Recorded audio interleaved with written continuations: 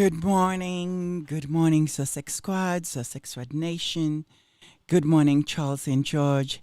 Happy Sunday. We are starting really, really late because there's a lot been going on with my mom.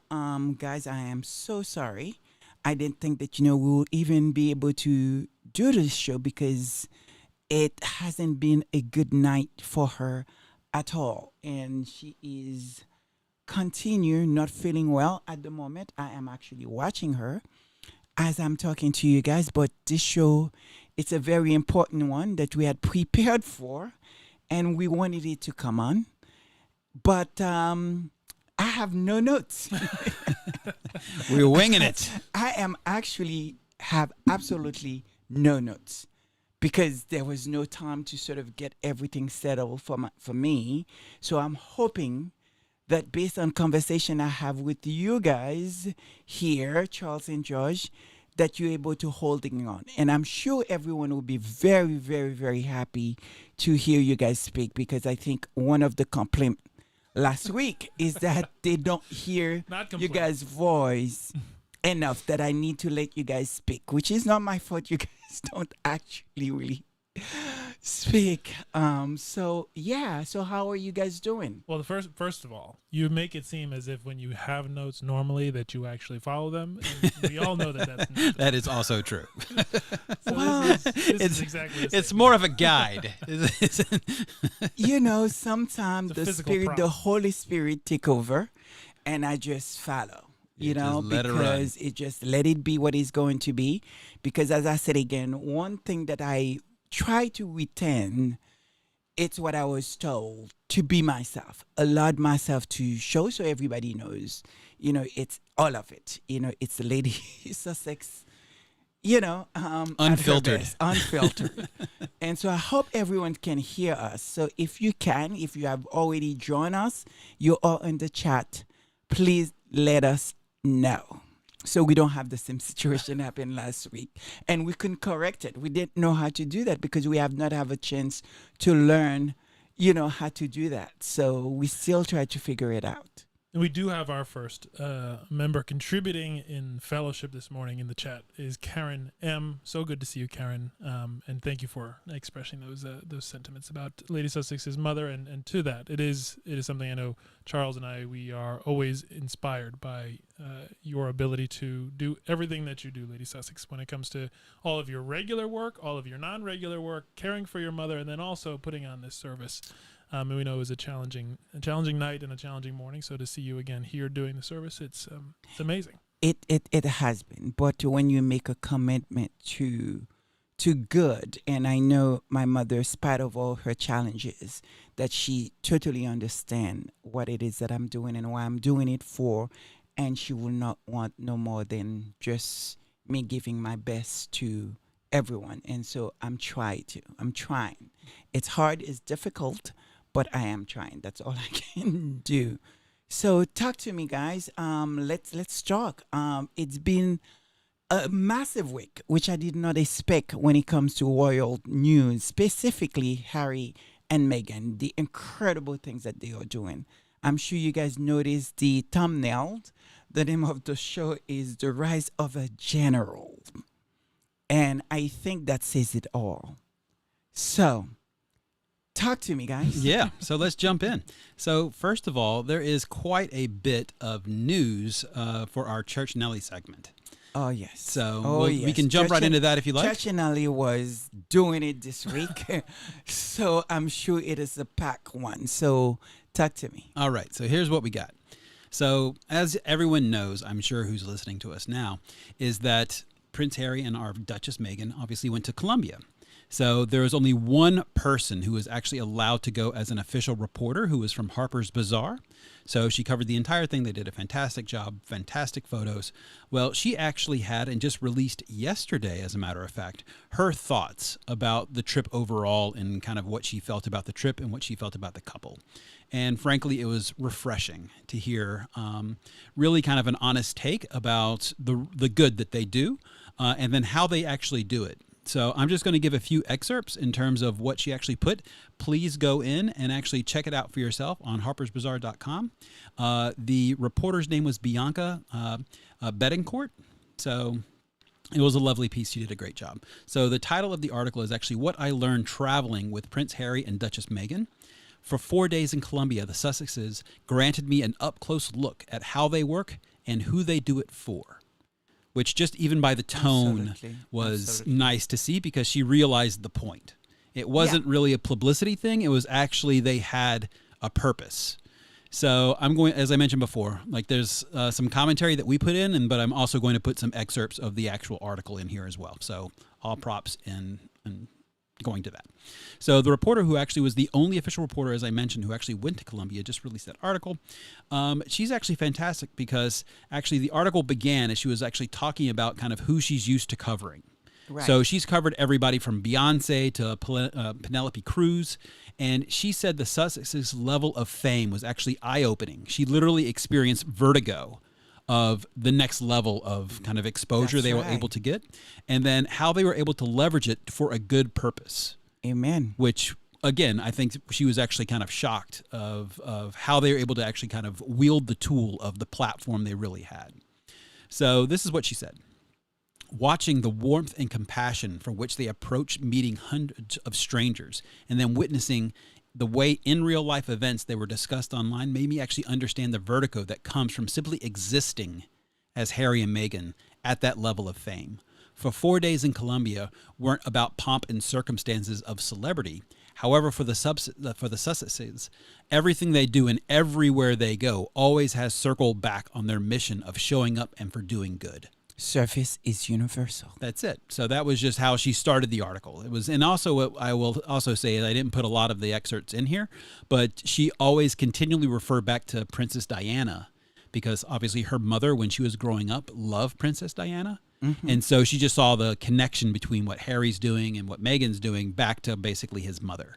So it was really nice to kind of see that connection, and then she realized the connection, and then also the level of influence that Diana had on how he approaches his work and how they approach their work.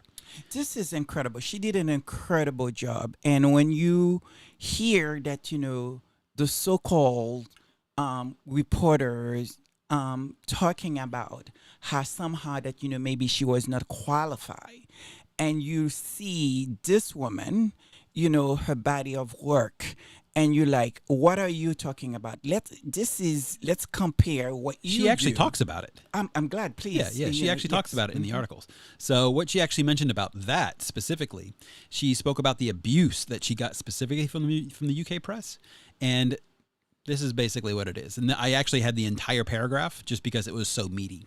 I needed the positivity during my time covering the Sussexes, since any sort of association with the couple, even just being a pool reporter, sharing basic details and facts about their day-to-day events, means opening up yourself to unwarranted critique from, well, the world. Within hours of the announcement that I would be accompanying them on the tour, I was called a grifter, a mouthpiece, a calculated piece of a PR puzzle, among other things. And that was before I even got sent out to a single pool report.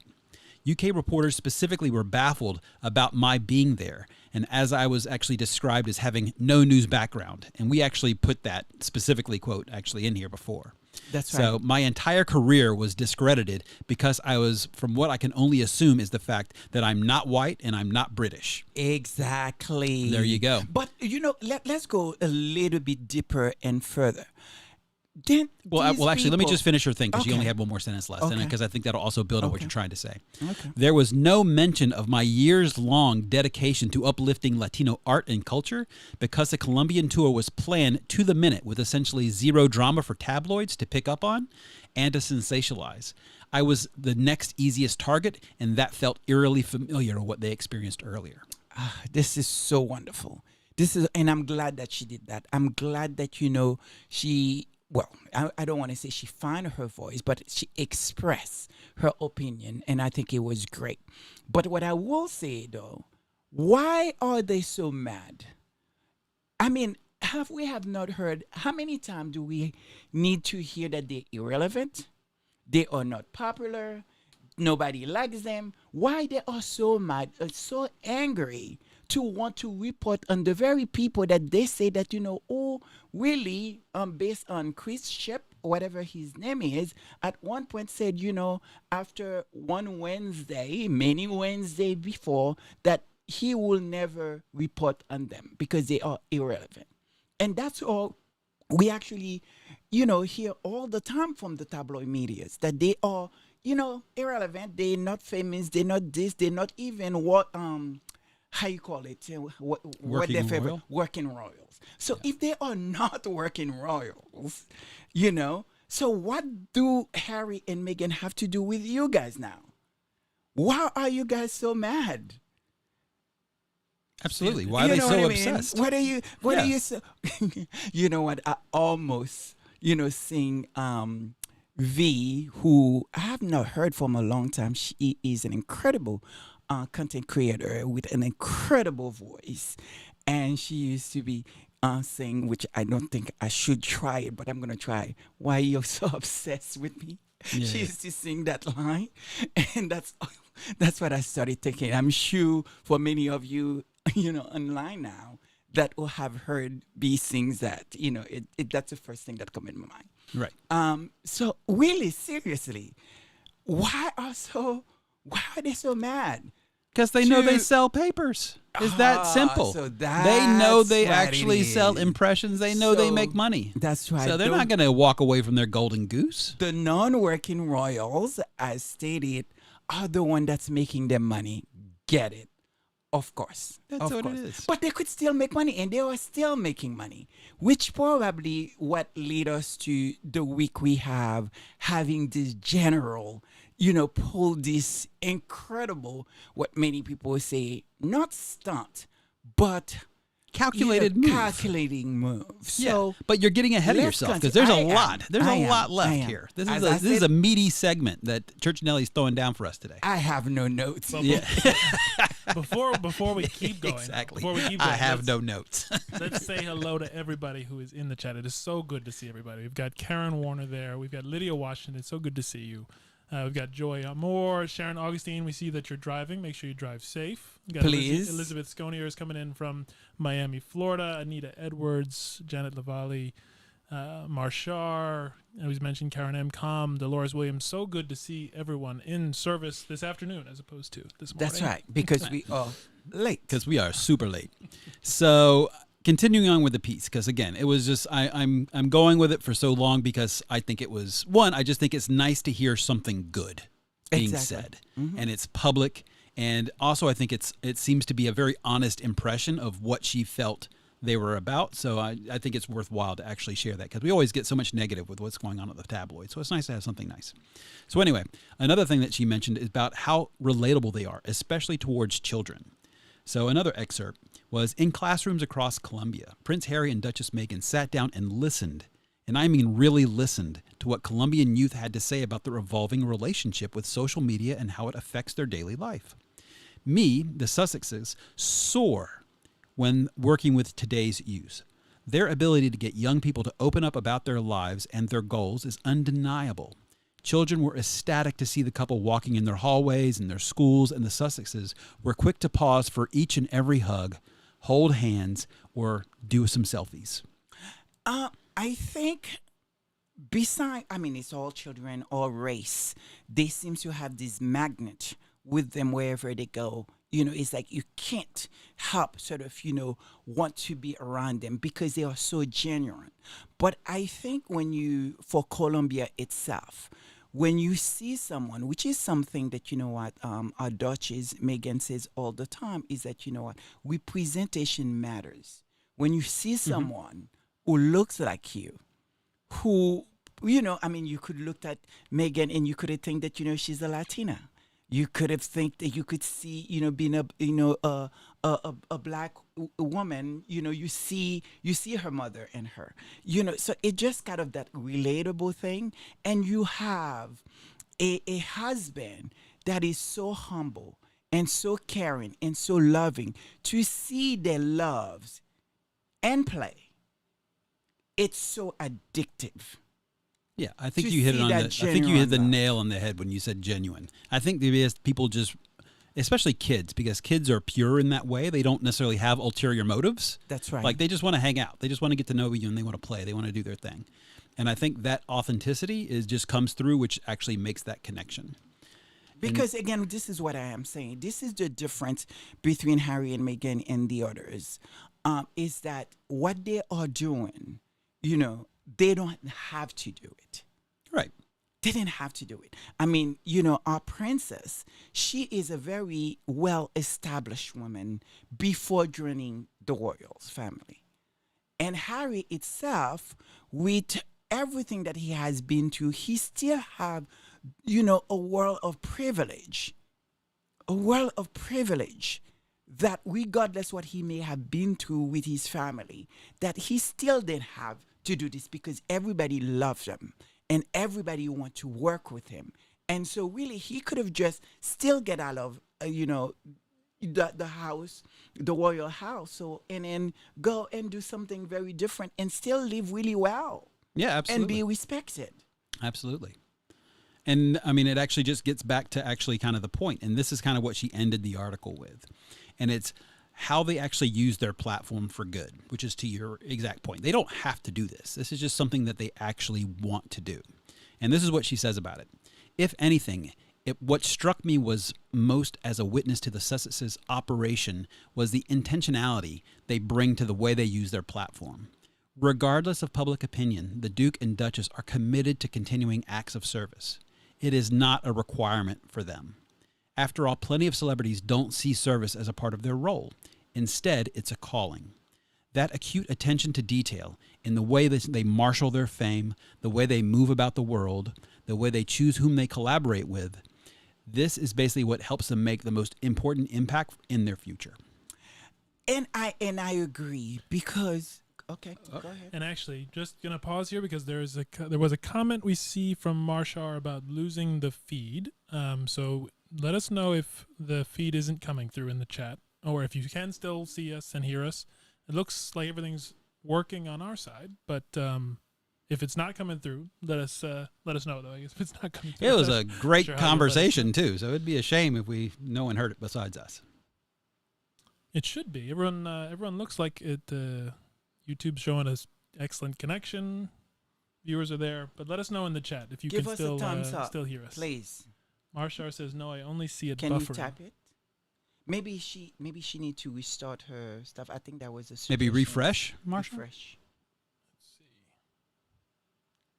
You may need to type that because people are not going to hear if they can hear us asking the question. It's oh boy. Joys of a live show. A live show, exactly. And we cannot do it again. This is another chance for you to sing. No. No. No, I barely can speak. So that's all I need now. So Joyce Anderson says, sounds good. So I think Sounds may Okay, be able to so I keep think we're going. good. So I think maybe it was a refresh thing on yeah, Marshar's she side. probably. Could you type in ask her to do that? Mm-hmm. Yeah, we did. Okay, so where were we? So where we were, basically that was the end of the article. So I still have, that was just literally one piece of news I have, which are still more to come. And I believe U.S. I guess U.S. News or something magazine did a nice article as well too. Talking about that. The fact that our Duchess, what she's doing on her own terms. So I think that was incredible as well too. Yeah, absolutely. But it's great that people are starting to recognize it. And I think it had to come from the U.S. because I don't think anyone in the U.K. is going to actually step up. I actually think last week we said they did it again. And I think that moment in time, I think everyone, take a step back and pause and see that trip, what it's actually meant. And, sort of on the stage world. What they were able to accomplish and what they have done and how they were received, the masterclass that they are teaching to everyone. But to get back to what you just say when it comes to calling, I truly believe there's certain things in life that, you do. It's really, truly a calling. It's really, especially when it comes to sort of service, I think it's a thing that, you can't stop. Is that thing that God gave you, and it's like there's no way around it. You just have to do it. Do you understand? I don't know if anyone understand what I am trying to say because I can't really express it really well. Well, it's one. No, But it's one of those things that's hard to express because it's the sort of this internal feeling of that you almost get in it's not an acute thing, but it's like when you are working toward your purpose, when you are working toward your calling, then there is this sort of alignment of things and everything. It feels like it's right, in terms of what you're doing, and so you end up being gravitated toward that course of action because that is, to your point, it's your calling. Yeah, exactly. Because I think it's not anything that's work. It's not anything. It's something that you do naturally, so it feels effortless. And so in doing that, that's kind of that gravitational pull that goes towards that because it's something that actually you enjoy and it's something that actually you find comfort in. Yeah. And so I think that in and of itself actually makes that your calling because you can just immediately fall into it and it just feels natural. And it's something, probably recently I started to really discover that what that calling may be like, whether even if it's sort of career stuff that you choose to do and do well, whether it's nursing, whether it's serving and sort of in the army, and I think we have one of our own have her son is going to be going into, is it daughter, which we'll get notes. I know, jumping ahead. I'm jumping ahead, but it's just to make the point, like to see people that who choose to go and serve us in the military, what that means to fight for your country, fight, to keep all of us safe. It has to be a calling. Yeah, absolutely. It has to be a calling. There has to be something much more to just want to serve your country. Well, actually, it is even more. No, I completely agree with you. And actually, there's a comment here which actually just brought something to mind, and that's about kind of how generationally you can actually pass something like that along. Right. Because that's coming from Diana. It's really instilled in him from birth about what someone is supposed to do in his position, like that's how right. someone's supposed to behave. And it obviously came through loud and clear. And that's just literally, it's a fiber of his being. And then clearly just Megan just being who she is. That's just why they matched up so well and why they work so well together, is because that's also clearly how she is as well. Yeah. I mean, it's hard to make, because sometimes you see people taking on a project and, it could be very much who they are, but you could be a little bit skeptical to understand where they're coming from, attacking a project or whether or not they are truly, really authentic. And it could take years before you realize that, they were for real. Where with Megan, what makes it so special is that who she is now is who she has always been since she was 9 years old. That same little girl that, was writing and who sees something wrong and actually, sort of talk about it, write about it, and it was able to change. And she continued, mastering and doing that in protests and even her schoolmates, and to hear that, how she stepped up when she see one of them did not feeling well and wrote this beautiful note, which we get to, read, around during her wedding time when everybody was coming out with their linked with her. So she's always been that person.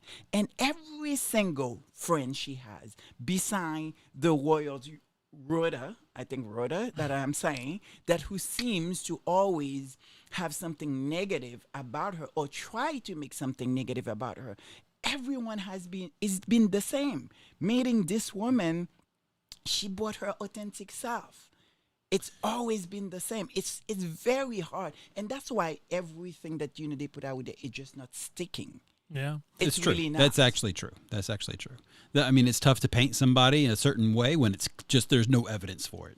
That's right. It's just tough. That's right. And so what? You got something? Yeah, and thank you, by the way, Lavertha August, for that comment that Charles just referenced, and just in that spirit of fellowship at the beginning of the service, as we continue with the Church Nelly Report, just want to say hello to everyone who has joined us. It's so good to see you, Guillaume Monestein, V. Brame, V. Thomas, Kenneth Rash, as we mentioned, Lydia Washington, Mary. We're glad that you didn't miss the service, so we're not sure why the notification didn't come through. We can maybe follow up and see how what the issue might be there. But we're so glad that you are here with us, all of you. Absolutely. Wonderful. And George is much better at names, so I'll just throw that out there. So, So, all right. So the next piece of news, number 2, because we literally are still in the first article. So the next piece of news actually goes back to what Lady Success has been referencing, which is basically the general, and kind of why this episode's around that is because of the moves Prince Harry actually has done lately. And that is, first of all, his upcoming trip to New York City.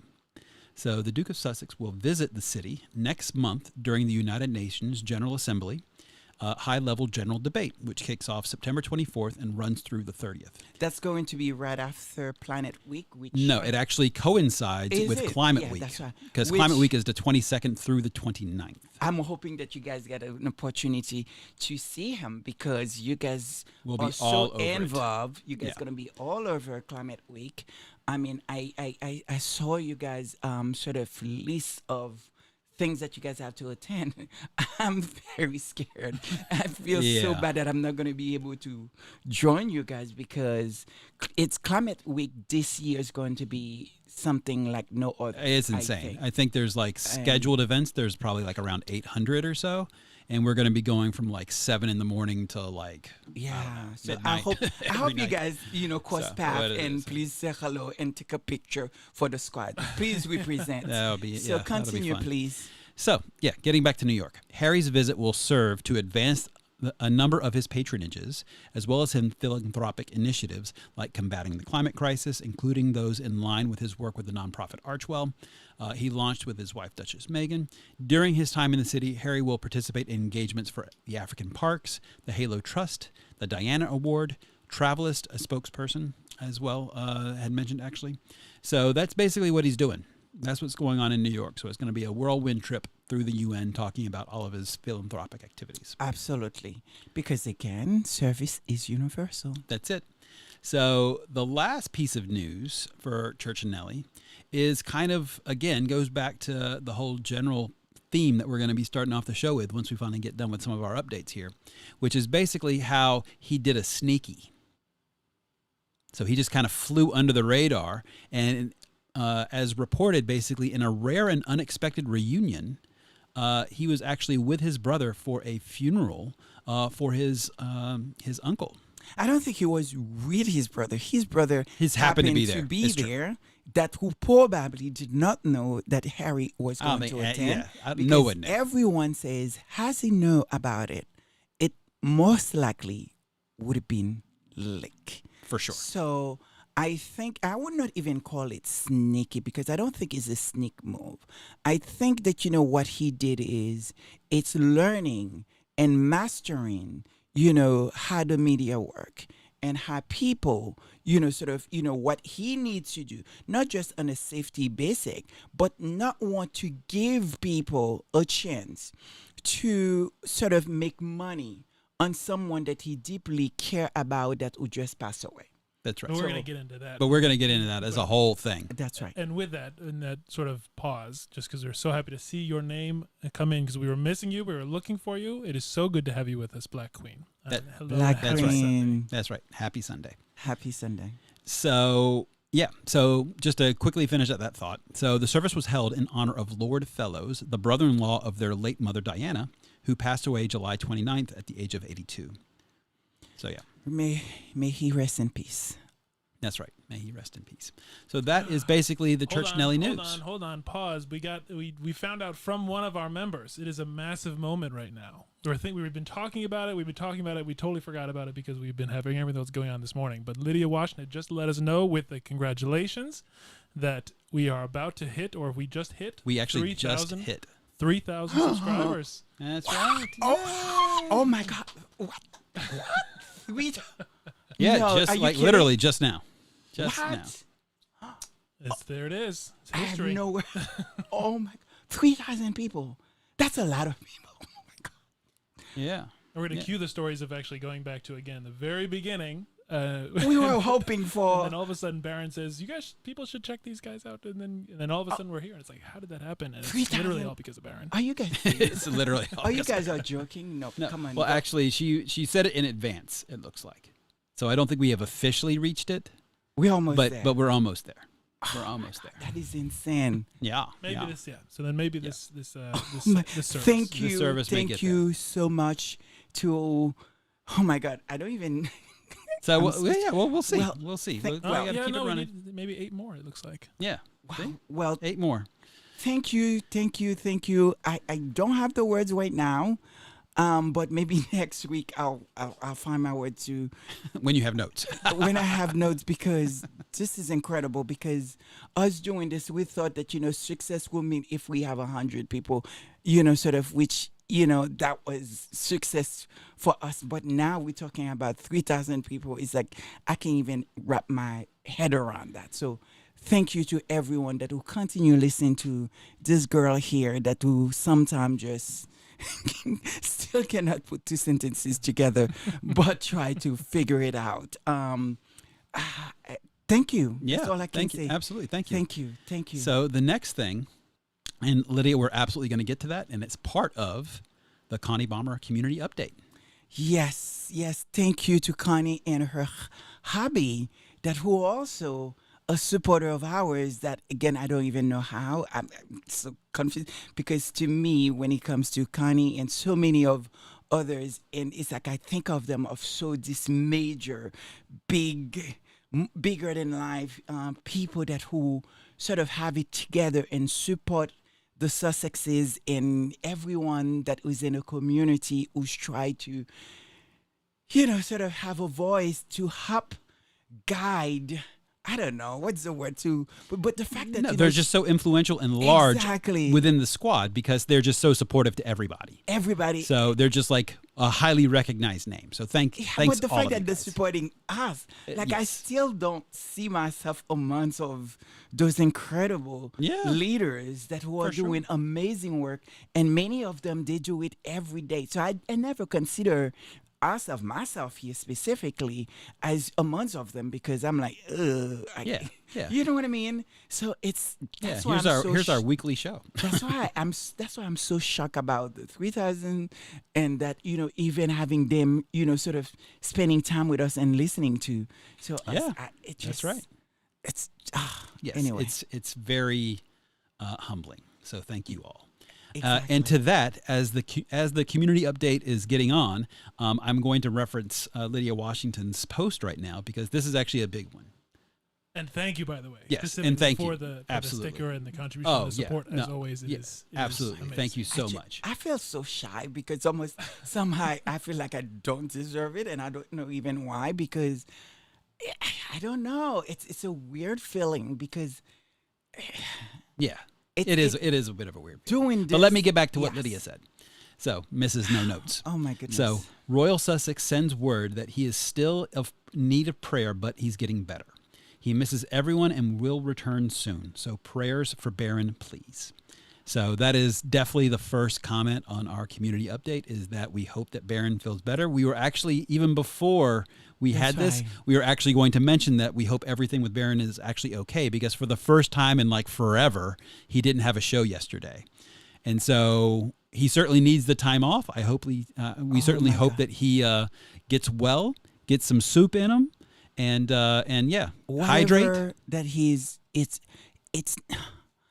I mean, I Baron, it's so incredible. Like I keep kind of wondering, and I think many of the squad feel the same. Please take a day off at least, because the men work nonstop, and it's not just that he works; he put on like, this massive shows. Yeah. And as I've always saying that, what, you miss a day, you miss a lot. It's not like things are repeated. I don't even know how he does it. Yeah, And do it it's a so labor. well. You know what we were talking about earlier It's about a almost calling. That's right. It's basically that. It has to be, And because he just then, does it so much and Right so after well. that, he will put on another video that just, to report on incredible things that they do. And then he looks after all of us to make sure that our numbers are up, to make sure that, we are doing great, to give that support. It's like, it's mind blowing. Yeah, So, it really is. I mean, I please. You know what we should try to think about this idea with the rest of the Sussex squad content creators, is how we can come together to create an entire, not just a day, because he deserves much more than a day, but if we can give Baron a week off, not when he's sick, but just truly to have some time to himself. And it can be the Royal Sussex tribute week. And all of the content created can be, again, driving people to support, continue to support him, highlight him, but give him that chance to just take a break. I think it's a great idea, but I don't think it's something that, because I think there's something about him that would not only enjoy the community, being with them. It's kind of like, that moment for him to connect with people and maybe at time to forget whatever he may have going around. I think he has stressed that out. I think there's a part of it, that for him, being with his people and being with those people that just fill him with something. Yeah, but it's like I think therapeutic. Exactly. Yeah. And I think that's probably why sometimes he miss out the fact that he is tired and exhausted, that he needs to have a break. Yeah, he needs a break. Because, there is that part of him that you just kind of enjoy being with, with his people. And so, yeah, I hope he care for himself. We certainly going to pray for him because it's a well-deserved rest because... Yeah. Wow. Yeah. Nonstop. I mean, I studied it watching Baron for, I don't even know how I ended up watching probably his first show. And I was with him throughout COVID and just listening from when he was just putting videos to when he started live, doing show lives. I've been with him for a very long time because it was so incredible to actually have another man out there, because at that time there was oh God, what was his name? Sherelle, that used to be out there that I used to listen, and to have Baron, another voice, a male voice, I was just like so happy. And of course, I've been a listener and a supporter of him for that long, but at no time that I thought he would ever, inspire me or knows that, of someone such as myself. And here we are. With now up to another 4 subscribers, only 4 away from actually hitting the 3,000. Oh God, please don't tell me, because I think I probably will run. So, okay, let's continue. Let's get on going. Yep.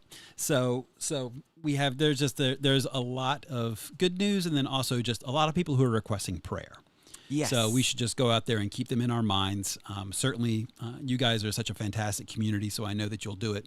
But Black Queen's daughter, actually, as she goes off to basic training, she's just such a wonderful person who hangs out with us and is actually here, very active in our chat anyway. So just, lots of love to you, and then also just prayers of support for your daughter and your family as she goes through that.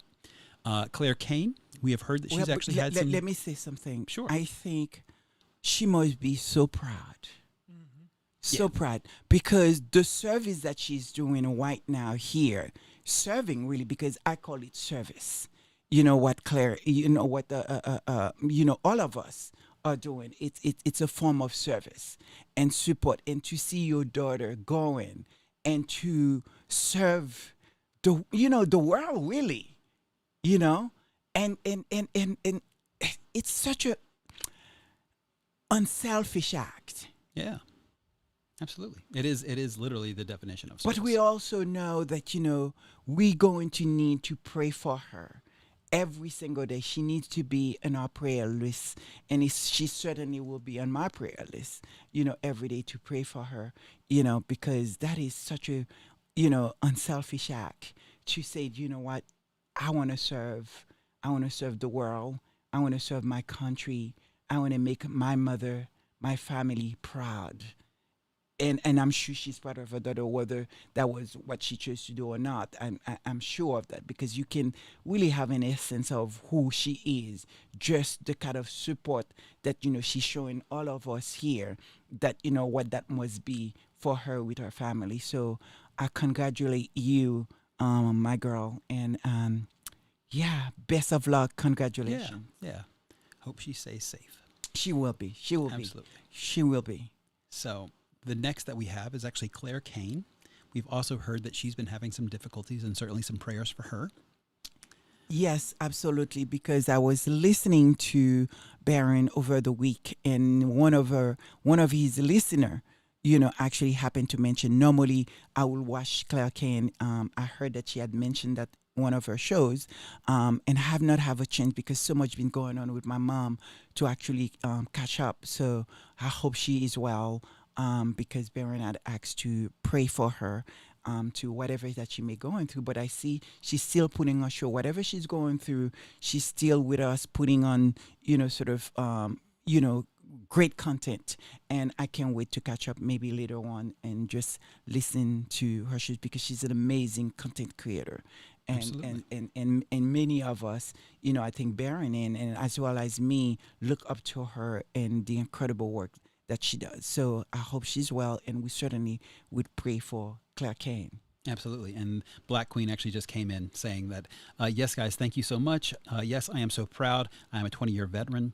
She's on her way to become an officer. Oh my candidate, God, which is she's a veteran amazing. too. Yeah. Oh my God. So, This and is obviously what she I has a am long saying. time training too. So, Ah, my God. but yeah, so Oh she's my going God. officer Like officer mothers, training. So like she's daughters. she's not just going to go and just be a regular soldier. She's going to be that's fantastic. The So boss. Yeah, she's going to be the boss. Exactly. Amen. So Well, congratulations. And with that, thank you also, Black Queen, for your service. And That's Thank you. Thank you for your service. And so, I mean, hello. Yeah, that's fantastic. So yeah. So as we move on, Dorothy Ross actually is a big one, and I know that we heard this from Barron as well. So we hope that everything is going well Yeah. as she goes through her first round of chemo. And there's actually a card going around on Royal Sussex's community page, if I'm not Yes, mistaken. we have not yet signed it. I must say, and we should, and we need to send our support and our love, and but she certainly have been in my prayers, and so I've been praying for her. I'm not even know whether she's even aware of us, but nevertheless, it doesn't really matter. I do think that she deserves our prayers, and she go through it and come back the other side, fabulous. And so yes, so please go to Baron, I believe, community page, and just please sign that card because we're certainly going to do so ourselves here. Absolutely. And then the last one, actually, I just picked up as we're going through the chat that Fatima Yalo, who's literally online with us right now, is also saying that she's also in need of prayer. So Amen. whatever's going on with you, certainly we hope that God We stays are with you. here, God stay with you. So we will pray and we'll put you on our prayer list here. Absolutely. Absolutely. Well, with that, just to reiterate that the community update, we really do want to hear from all of you in terms of what's on your minds, both those things where it's in someone or something in need of prayer, but also the exciting updates, the good news, the things that really we want to share amongst this community and help contribute as best we can to this amazing community that already exists and that we're so privileged to be a part of. So That's right. definitely let us know. Absolutely. And so thank you for that, because that gets into the next segment, which is the news and support section of this community update, which is that Dre has a new channel. Yes. So for please those go out of and you, support him. Yeah, watch him. I have not have a chance yet to actually watch his content, but he's an incredible content creator. So I think he's amazing the way he go at the media and stuff like that. Even though I know sometimes, the Sussex squad sometimes, not agree on certain things, but each one of us here have our opinion, and we have our style, we have a way of attacking the news and the media and everything else Sussex. But I must say he's an incredible supporter of Harry and Meghan, our Duchess and Duke. So please support him and his new channels. Absolutely. The Duchess of Success apparently has a new book coming out. That's right. Which is that's fantastic. right. And So it's going to be congratulations about to her. royals.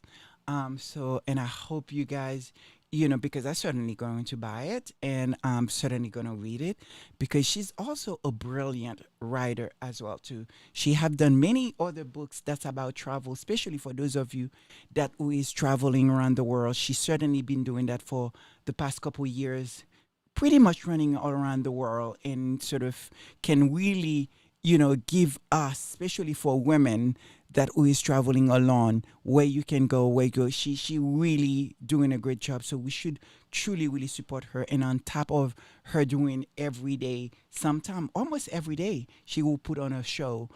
So she is really incredible, and I certainly follow her and a great supporter of her, because she started years ago with Tina and Michelle, where she used to help them in the background before she started her channel. So she's an amazing content creator, a brilliant writer, and to see her now attacking a book on Royals. I can't wait. I Yeah, can't wait. So it's going to be I super hope interesting. everyone go and support it and buy it and just, let's show her some love and let her know that, what, we care for everything that she does. That's right.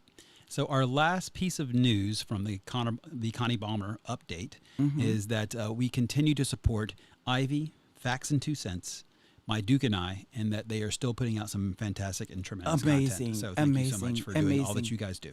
Absolutely. We really, especially right now at this time, that where sometimes maybe it feels like, what, everything is all right. Maybe we don't need to push so hard.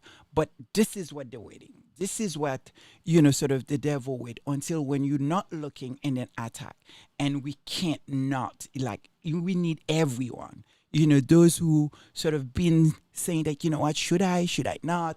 Trust me, if I can start a channel, anyone can. So don't hesitate, because we will support you. But for those that was already out there, we need to support them and show them love. And I certainly try my best to sort of, show them that love, as much as I can. Absolutely. And then we also noticed that Black Queen, thank you so much again for the super sticker. Amazing. And then Thank you, also, Black Queen. yes. And then also, more especially, is that she mentions, can you add Church Nellie to the continuous prayers? As she received a challenging prognosis news from her doctor. So she's going to find out more next month. Church Nellie, we literally have a segment dedicated to you, so you know how much that we love you. Yeah. And then we certainly wish you all the best, and certainly happy to continue praying. She for you. certainly never leaves, my list of prayer. And so absolutely, because she's a rock star, I think, it's not only the squad needs her, but it just she is, it's almost like she feels us. Like, just see the name itself does something to you. It's like, I don't know, at least for myself, that, whenever I see her pop up, or even just to say hello, or even see her in other channel. Because one of the things that I've always said is that, to me, is that, I'm a part of all of you guys. And so, absolutely, we're going to continue praying for Church and Ollie, because we need you, girl. And we know the great Lord is with you. God never give you something that you cannot handle. And I know you're going to, come out in stronger than before. and Black Queen, we actually had not covered that yet. So thank you again for putting that in the chat and bringing that up. As Lady Sussex and Charles already mentioned, we are always praying for Church Nellie, but it's always important to hear the news and hear how things are developing, to make sure that we're keeping everyone, the full community, up to speed on that as well for those prayers. And it was actually a little bit concerning because we hadn't seen Church Nellie in the chat yet. Wasn't so she we were there thinking last about week? her. And she She was there I think she last was week last with week. us Yeah. and having a great conversation. And that's actually one of the last things to share for the Connie Balmer community update is, as we continue praying for Church Nellie, so will we continue to structure and organize the Church Nellie Wig Foundation Fund. We're going to Absolutely. continue to put Maybe we'll send her a nice, beautiful, Exactly. that could make her, smile. We need to find a way. We do. Something, because one of the things that I find out with people who very often that going through something, smiling, anything that, to uplift their A little things laughter. that's Spirits? got a laughter, the spirit, go a very long way in your recovery. So we need to do that. We need to, because I know very often that Baron, make fun or always have something sweet and nice and, to say about her. So I think that's what we need. Laughter, it's really, It's the best medicine, they say. They say it's the best medicine. So let's not see all these things that's happening as sadness, but as a moment in time that God gives you us these challenges to show who truly we are. Because really sometimes it's very easy to say, God, why them? Why me? But really, God knows what he's doing. And so, but if we keep him and we believe in him, we believe that, what, these are not for nothing. There's something we need to learn from all those challenges. Then we can come a person that, you know what I mean? It's just that, and I believe that healing, it's going to come to all of these people because they are incredible people that God put in this moment to do the work that, we're actually doing. Absolutely. And then Connie Balmer, we also see you. So Connie is here. Connie's rolled I in. feel like screaming like Baron was say, Connie Bummer. Yes, I love it. I love it. I You have love it. to incorporate more of your impressions of Baron into this service, I think. Oh my God. Please, Baron, I'm so No. sorry. Turn off if you're listening, and I hope you're not. Said, what the heck? Okay. So that wraps up the community update. And thank you so much, Connie. And please thank your hubby for all of us for that support, this incredible support that you continue, showing us and all of us really in the squad. So thank you. Thank you. Well, exactly. And with that, that is exactly the next thing for service is that round of thank yous and the deep appreciation that we continue to feel for each of you that are in this community, that are supporting us, that are watching us, sharing the service. And again, also, as we were just talking about the importance of laughter and community and joy, to see all of you in the chat as you have been over these last few weeks supporting us as we went on this venture of trying to do the service live and with our fair share of hiccups and technical issues. But we're here, we're doing our best, and it's an absolute joy to see you all. That is what's so chat. incredible, having you guys as my guests, because I don't think I would have been able to. That's why I'm always screaming and yelling and ask you guys, please, can you guys help me? Because I just don't have any time in the day to figure it all out. So just to be, I have to thank you both personally for continue giving me that support to be able to do the work that I'm able to do. And really, that's a kind of service. So thank you to you both as well. Well, and thank you for doing the very work that you welcome. do and for inviting us to be on. And we'll wrap up the thank yous just very quickly because I know there's a lot that you want to get to, Lady Sussex, today. But a special thank you not only to all of our subscribers, but to especially each of the members. As you just mentioned, the latest addition to the family with Connie Balmer's husband, Eve Balmer, to Kay Castillo, Black Queen, Church Nelly, Did you April say Showers. Eve Balmer? Eve Balmer. Eve, a bomber. I wonder if he's French. That's a French spelling, yeah. Yep, I would say so. Well, if some Swiss, they speak this Yeah, French and German. Yeah. Ok, merci beaucoup. Alors, très, très, très, très gentil. Alors, merci, merci, merci, merci. Mm-hmm. To April Showers, Antonio TC416, V Brame, Lydia Washington, Bryce Thompson, R.R. Carter, Ruth C. Marvel Walker, and Patricoa Marcel. And again, a special thank you to all of you who have been so active in the chat and this community for the service, especially Black Queen and Church Nelly and Lydia Washington, who are not only members but also those sort of amazing sort of stewards of the community in the Our chat. admins. Oh my God. But guys, we have not even yet started the service. And I feel like Sure. it's going to be some kind of show, because last week it was insane how long, we were on. So But before that, yeah. Well, yes, we'll get the service started. But before Okay. we do, we'll Okay. remind everyone that we are, yes, this is a church service, but no, we are not evangelical, and no, we are not trying to convince anyone to change their religion, change their beliefs. What we are here to do is to ask questions and to highlight the work that we believe to be important to making the world a better, more inclusive, more just place, especially the work that is being led by Harry and Meghan and the rest of the Sussex squad. Yeah, but we also missed to do something, again, because I don't have notes. We didn't read any messages. That's from because last week. it's because you got a lot to talk about today. So that was the Can well, actually, No. before we Okay. do that, actually, there's one little comment that actually came through that I do want to actually call out. So Karen Warner mentioned that she's actually having a gala event. So, which is fantastic. So congratulations, Karen. So, but if you have more details, throw the link or whatever in the chat, and then we'll make sure we include it on the next update. Oh, depending if it's going to be, the gala is going to be this week, then we'll sort of talk September. about. She says it. it's September 14th. Oh, So September. we got some 14th. time, Okay, but so we have wanted to some make time. sure that that's the point of this whole thing, is making sure that we support everybody. That's right. Is it in New York where it is? Because Yeah, just give us some details, and then we'll make sure that we might give you. show up. Well, I won't show up, but you can show up because I have my mother. Well, yes, and you mentioned the link, Karen, but it doesn't actually seem to come through on our side. So if you put it again for us, and then also maybe in the comment, we'll make sure it gets spread around as well for everyone to see. There you go. That's right. That's right. And a last bit of the disclaimer before we truly start the service is that if it isn't already clear abundantly, we are not experts, and nor do we claim to be.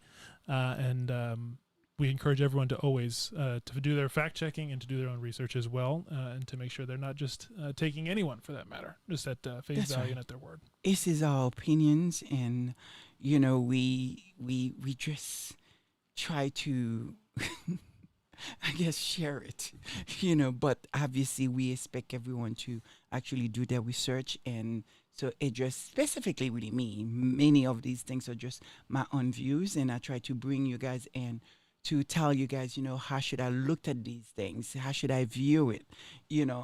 Because really, I mean, for you guys, all these things are new. You know what I mean? But I do know that, you guys have been inspired by the many work that the Sussexes are doing and you guys are doing yourself, which, by the way, we did not mention. You guys have not have a podcast the last 2 weeks, but you guys going to, because of Climate Week, if I'm true about that, please correct me, that you guys have a show that you guys are working on to bring is this technology that is incredible. Yep. And I hope you guys go to their channel and just really give them some support, please. Just to see if we can get their numbers up a little bit, because the work that, Charles and George are doing is amazing. Amazing. When I mean amazing, and it's opening a lot of doors. And so please, who knows? As I said again, you guys may bump into Harry It's possible. around. So please, one- and please, George, could you put the link of you guys' Yes. channel? Show? Yeah. So maybe they could just go quickly, for those of you that who have not subscribed, and quickly give them, a subscriber. Yep. Because I think it's an amazing work you guys are doing. Thank you so much for that, Lady Sussex. And then also, just to quickly mention before you jump into the service, thank you so much, Connie Bomber, for the super sticker. Oh my goodness! Oh my God! I'm so shy. Merci beaucoup. Merci, beaucoup, Connie, chérie. merci, c'est gentil, c'est vraiment, vraiment gentil, ma chérie. Alors, que Dieu te bénisse, et pour vous et ton mari aussi, alors.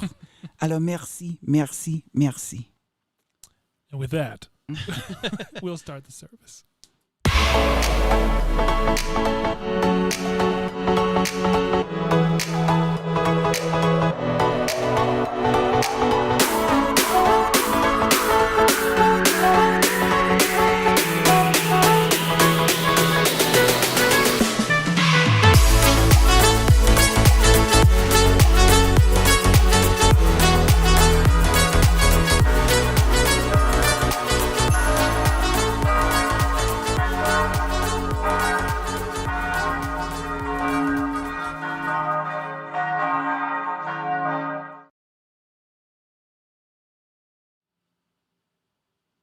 Alors, c'est bien, hein?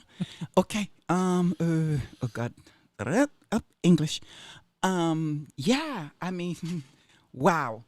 We are just now starting the service, and guys, for today words, I don't have notes, but is the words that I'm giving you guys? I give you guys 2 words, right? We just before we literally just hit 3,000. Oh my goodness! Come on. It just crossed the There you line. go. I feel like I want to screaming, but Fantastic. I know it's live, Lydia- so I don't want Lydia to called scream it. and people said thank you to you all, thank you to all. God, I'm just beside myself at the moment, but thank you. I've never can imagine that I would be one of those content creator that can actually produce 3,000 people that will listen. Maybe it's not me, maybe it's just you guys still. Oh my God, thank you so much. Thank you to you all. It's true. Thank you. But oh God, wow. Okay. Back to words. Back to words. What? One word that we're doing? The first word, yeah. The first word is general. That's right. So I want to, because this kind of general moves that Harry makes, I wanted to have an understanding, because we associate this word very often to those incredible, general, throughout history that had led us to some incredible winning war. And, but also strategy and everything. So I wanted to understand this better because what I've seen Harry and Meghan have been able to do the last couple months dealing with the medias and just coming through the way they have been, whether it's the tour in Colombia or Harry doing what he does and to show up where even us, the Sussex crowd, could not believe it, still don't believe. Is he there? Was he there? And asking the question to make that card move, you could only see it as a general move. That it's almost like the. I think we have done this before. Where God, what is the book that I have? The Art of War. The Art of War. One of the probably one of the most powerful books ever written. And many of the military and people in business have used this. And so I wanted to understand, and so this word. So can you please, Charles and Joyce, tell me how should I A look at little the bit word about in it. the meaning of this word, general? Sure. So for the word of the day, for general, we're going to look specifically at the noun, which is going to talk much more about, obviously, as you mentioned before, like the person who's in charge, the commissioned officer. You also have kind of the adjective, which is much more about, okay, well, generally speaking, much more kind of broader statement. So general, when we speak to this, is basically as the noun was really kind of came about in the 1550. So fairly old. It comes out of Middle English from the Anglo-French, and it actually has a Latin derivative as well. So the first definition of it is something such as a concept or a principle or a statement that involves or is applicable to the whole. So that's kind of what we're most familiar with.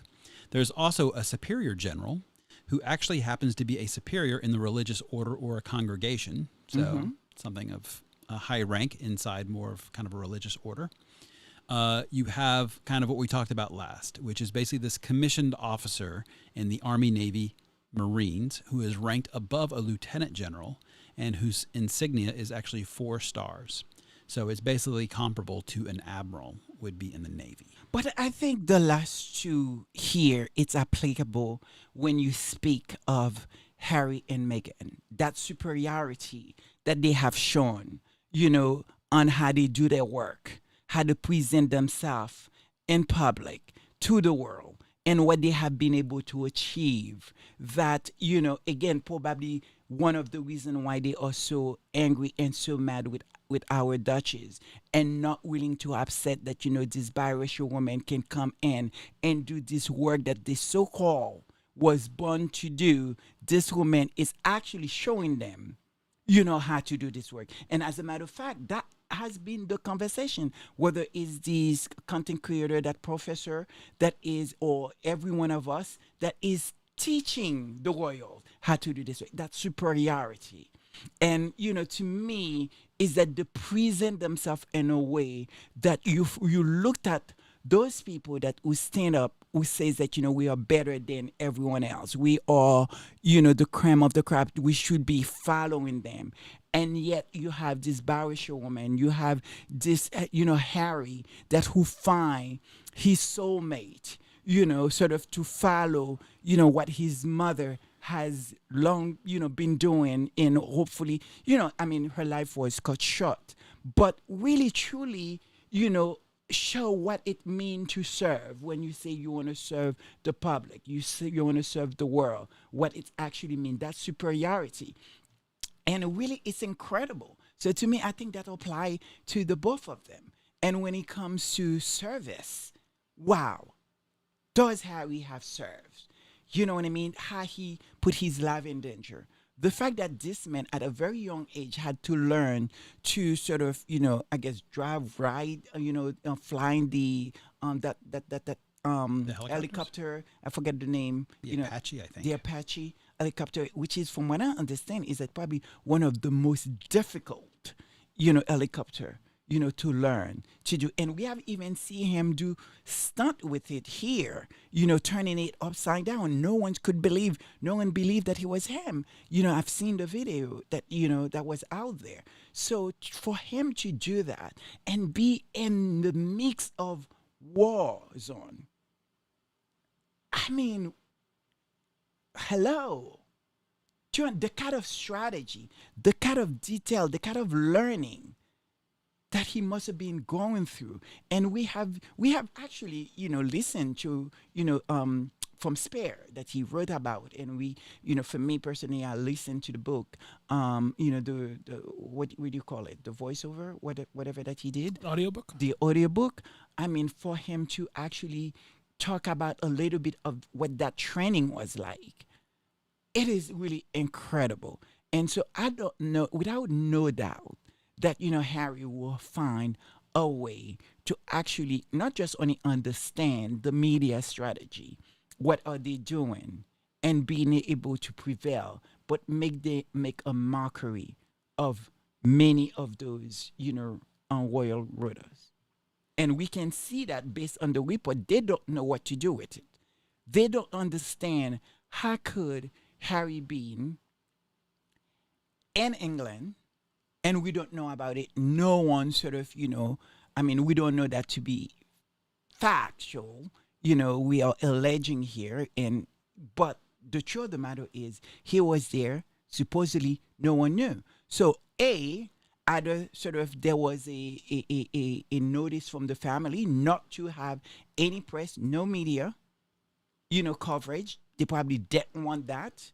And so therefore, even if they did know or have a picture, they cannot put it out there. Or by the time they find out, it was already too late and they still cannot talk about it. And they're not making money based on what's reported.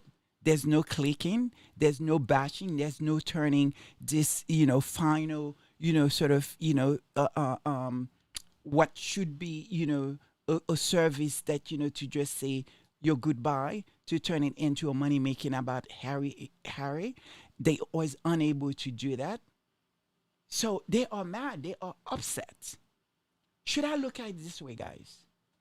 Yeah, no, I think that's I think that's exactly right, and I think it just to go back even to that idea of how this reflects on Harry and his characteristics, and also Meghan and the two of them as a pair, and that idea of him being a general, and the strategy that comes with that. There's an interesting study, because this is something we've been talking about for the last few services in terms of what does it even mean to be a leader, trying to identify that, and this.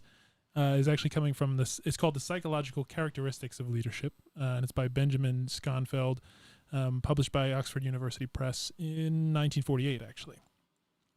And it talks about the challenge of trying to even define leadership in the first place, and part of it is the analysis of a study that was conducted to do that and try to identify and define what leadership even is, and the results were, and they acknowledge that it still requires additional statistical verification, but it was concluded that they say, 1, leaders react differently from non-leaders or followers in the same situation. 2, leaders in different situations do not possess the same traits. And 3, that we cannot talk about leadership traits in general, but only in terms of particular situations. That what that means really is that being a leader and leadership itself is contextually specific. It is contextually oriented, and it only makes sense when it's talked about in that given context. And in this context of the funeral and that entire situation, that is something in which... And Columbia trip. And the Columbia trip, viewing the decisions that they made and the actions they took as the specific context in which that leadership is then demonstrated. But I think it's interesting because you brought up at the start of this, the art of war, is that there are certain things that seem to be timeless and fairly consistent and to span across different contexts to those leaders that you do see on the front lines, and specifically with that idea of the general and the strategy that they're able to bring. And to just not even go into any articles or journal entries, but just some of the quotes that come out of that book in particular. By Sun Tzu and the Art of War, 2 of them that tie directly to what Harry did with that applies to no one knowing about him going to the funeral is Sun Tzu says, conceal your dispositions and your condition will remain secret, which leads to your victory. Show your dispositions, your condition will become patent, which leads to defeat. And the second one, let your plans be dark and impenetrable as night, and when you move, fall like a thunderbolt. Wow, that is incredible, because one of the content creator that that I was listening, oh God, I can't remember his name right now, that who does a lot of great work too, and one of the things that he was saying is that he thinks that when Harry released the fact that he was going to be coming into New York, it kind of moved the media attention to actually really report and talking about that. And it's also create this sort of, conversation. Specifically, it was reported that, his brother also have this earthshot thing, whether he was going to be coming, whether, that whole conversation. And during that time that he's able to go to this funeral, go and come back, and no one's sure about it. So to me, that really speak to that sort of type of strategy. And it's also the same thing with Colombia, right? Because right before you heard all these really, reporting how bad and how horrible Colombia is, and yet not only they were masterful, sort of, and how they move around Colombia, how everything when it comes to security and the places and the work that they do, and how they choose to be reported on. So no one expecting that, because it wasn't until almost the end of the trip people realizing that, what, oh wow, they only choose one reporter to actually. I didn't even, because it was, she did such an incredible job, this reporter, and feeding a lot of those media, the local medias and everything, whatever so have you. I didn't really notice that, it was just one poll, but it was so masterful. Masterful. And you could see it in their face, how relaxing they were. You could see how the contentment, the at ease that they felt. It was amazing. So there's no other way to actually really see, what at play here. That's truth, and I think there's the one other quote that came to my mind looking at how they moved in Colombia as it relates to not making it about the press and the fanfare, like the author from Harper's Bazaar actually shared herself, but also specifically with the trip for visiting the funeral and making it about the funeral and paying respects and That's saying goodbye right. rather than That's anything else. One of the thing that comes to mind is a quote from Teddy Roosevelt, President Theodore Roosevelt, that everyone knows is, if you walk softly and carry a big stick, you will go far. And so it's not about making all the noise. It's not about being the loudest, but it is about oftentimes being a little bit quieter and just moving, like since you said, when you do move like a thunderbolt. Which is exactly what Harry, have been saying. That's why I didn't really understand that whole Bruce Cruise things that that came out with the with Prince Charles, when it's sort of there was going to be this kind of Harry's going to support him because that he's been speaking with some fate people and all this thing. And I'm like, well, first of all, Harry had make it very clear. Until you stop leaking, until you start reporting on me, we're not going to have anything to do with you. So even if that was the case, something like that would happen, it is most likely the only way Harry would agree to do something like that, it would have to be in silence. And certainly it wasn't, because, the media was talking about it. Do you understand what I'm saying? So I just feel like, these folks are just so upset and mad at Harry and Meghan for removing really, sort of what they would probably would have loved to have, is to be able to write books after books after books about them.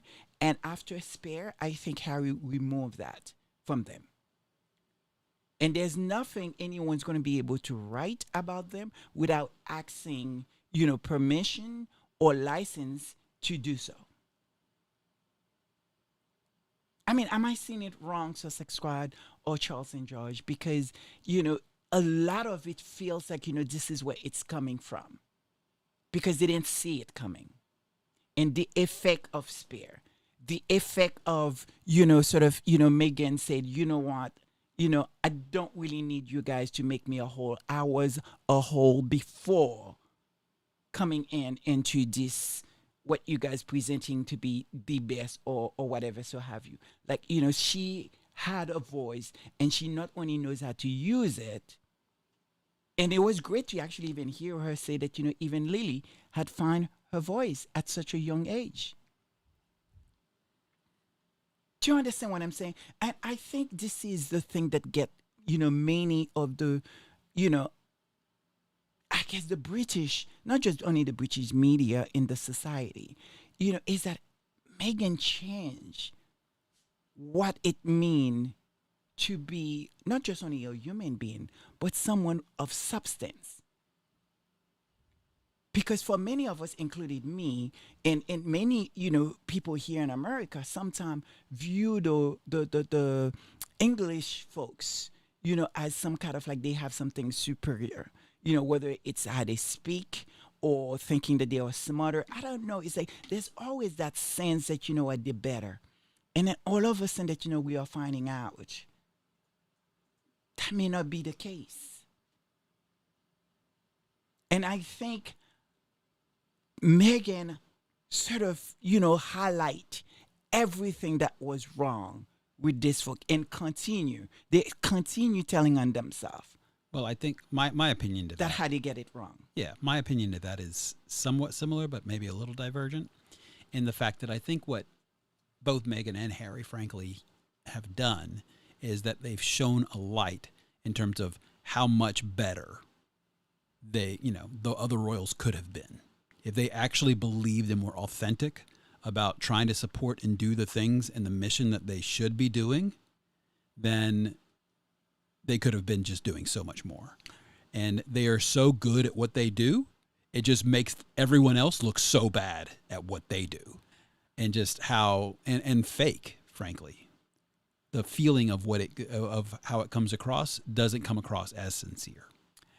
And I think what you just say, it's probably what's going to lead us to our next conversation or word.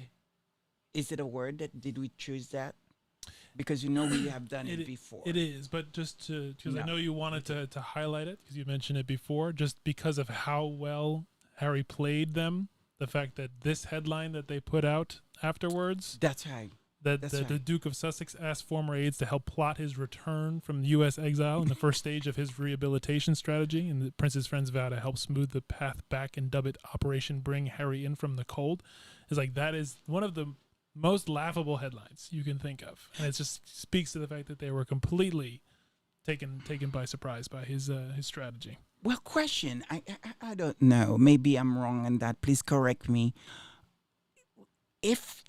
Why are they calling it exile? As though that, what, Harry never go back, have never returned, and they have not been there, or sort of they actually gone a place never to come back. I don't understand that word of exile. Well, it's interesting because exile means it was almost their choice. It Yeah. was their choice that they exiled him as opposed to him choosing on his own to leave. So Not it gives only them power and takes power away from Harry when basically it was completely his decision to behave and to protect his family. But the thing is, what so sometimes really confused me, and I think we're probably going to get on that because to this amazing clip that we're gonna play for you guys, is that the meeting of sort of working royals. What does that even mean? Because when you looked at the kind of work Harry and Meghan is doing, if any such a word existed, that would be that. Yeah. If that And concept it's was very- true, this would be the That's concept. right. Yeah. Because it's very hard at the current moment to look at what is happening and actually really saying and call the people that they want us to say working royals are working royals. Because it's not because I'm not being shady here. I am not being mean. I'm not, I don't have anything against these people. But I would love to be able to speak on something that they're actually really doing. Because to me, if you are doing a service for humanity and for people, for work, it's worth talk about. And I will talk about. I will mention it. But I want to know what that is because I don't know what it is. Do you understand what I mean? And then something I've been thinking for a very long time, and I meant to say it, but it's always missed me. When they talk about sort of whether or not that, Meghan and Harry are working or not working well. But from my memories, when was Meghan ever working royals, to the royals, when they wasn't paying her. For everything that I've known, from Spear, I don't know, allegedly, what was being reported and being reported that, she needed to, in fact, based on what Harry said, his father was trying to encourage our duchess, our princess to go and sort of, get a job, so to speak. Go back filming, go back doing. That was something that, it seems like they were agreed they wanted her to, because they didn't have money, supposedly, to pay for her, to support her. So where is the problem? We all now know, most of the dresses that she wore, allegedly, during all these incredible tours that she did, supposedly as working royal, she paid for. She also paid for her wedding dress. And as far as I know, and maybe I am wrong about that, there's nothing or any report that I know, and please, Sussex Rod, if you know any, please do correct me because I want to get it right, that she was not getting paid for the work that she was doing. In fact, based on everything that we heard, that during that time, she was supporting Harry. They were, using her credit card, not only to sort of, as a family, I suppose, buy stuff. And the worst thing is, they have given them a home, which they took away. On top of removing it, they make them pay for the money that was spent to repair a place that they were going to repair anyway. Well, just to be clear, they paid to refurnish their home, which they then got kicked out of. They kicked out on. So they basically refurnished the home for free. This is the problem that, the royals and the royal rulers going to continue having, because that is something that they can never explain. And so, as I said again, I may get it wrong, but as far as I'm concerned, there should not be a problem on the work that, what specifically Meghan is doing, because that's what they wanted her to do to begin with. So please, please, please, I hope I get this report wrong. And if I do, please, Sussex Rod or anyone, let me know I get it wrong and I will correct that. But, that's what I was left with on my actually understanding when, listening to Harry and what he had mentioned, the fact that his father said that, for Meghan to go and pretty much, go back to work because there was no money for her. So there is silence here. Lavertha August adds, and they paid rent. And they paid, exactly. That's right. To a house that was gifted. At that point, I'd never really get that.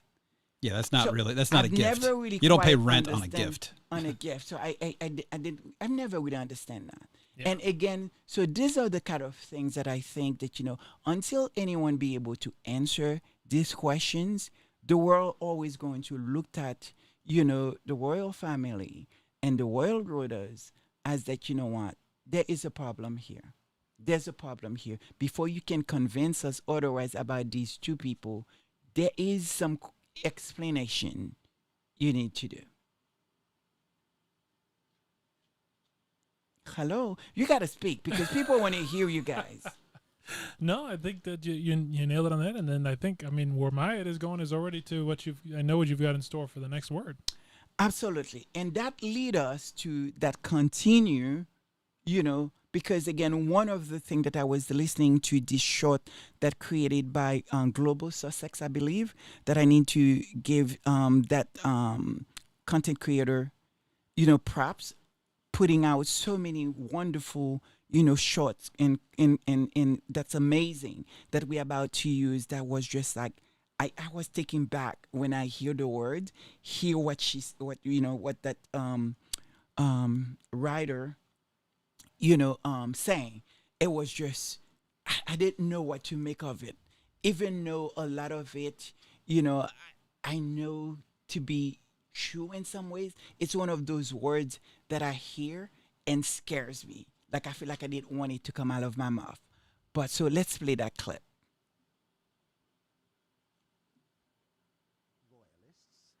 Pensioners. How many freezing old people is King Charles worth? I think How that's the many one clip. pensioners? That is the one clip. That is the one clip. We're going to get to this clip. This is the short clip that we need to put on. Did you send it? You did or you forgot? Well, again, it's not my fault. It's Sorry. live. It is Yes, live. it's So you're So- gonna have. Are we going to wait? We're gonna have to do it another time. Okay. Yeah. No, we're not going to do it another time. We will probably do it a little We bit. can we can figure this out. Just give me 1 second. Because I think that's important. That will make the point what we are talking about to get into the other clips. So I think that's him. So please, guys, bear with us. Oh my God. The joys of live. I hope Baron is not listening right now. I swear, sometime I feel like In fairness, I have hope also he's seen done him scramble to go to get some content that actually unmistakably do no. it. Even when he does, he has. He a just has such a way great laugh of that everyone keeping- actually, yeah. No, he has a way of keeping people engaged. He does. He But does. He we definitely have does. not mastered this. That yet. is also true. So, That is not a talent that we possess. Well, yet. let's try this. We'll see if it works. If it doesn't, we'll try something else. okay. But this is because they're Please let us monarchists know. at the core? No, this is because of the deals that have been done between the palace and the editors of these papers. Okay. If you look at the Telegraph Act, you will see 4 or 5 pieces in absolute eulogizing praise of the Princess of Wales. And then the chances are on the same day, every piece about Meghan and Harry is negative. They literally take a baseball bat and bash this couple to pieces. And it is because of this that I have completely changed my view towards Meghan, but also towards Harry. So when Mexit happened, I thought, well, it was ill-conceived and they were acting in probably quite a petulant way and couldn't they have made it work? And what I have seen from the books that I've written about the monarchy is that the reason the British monarchy has survived and prospered when other European monarchies has failed is they are utterly ruthless.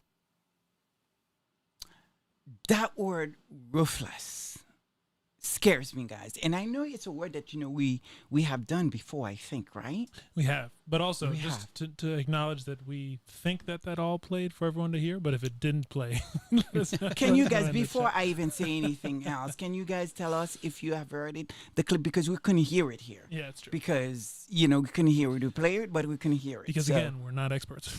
we're not.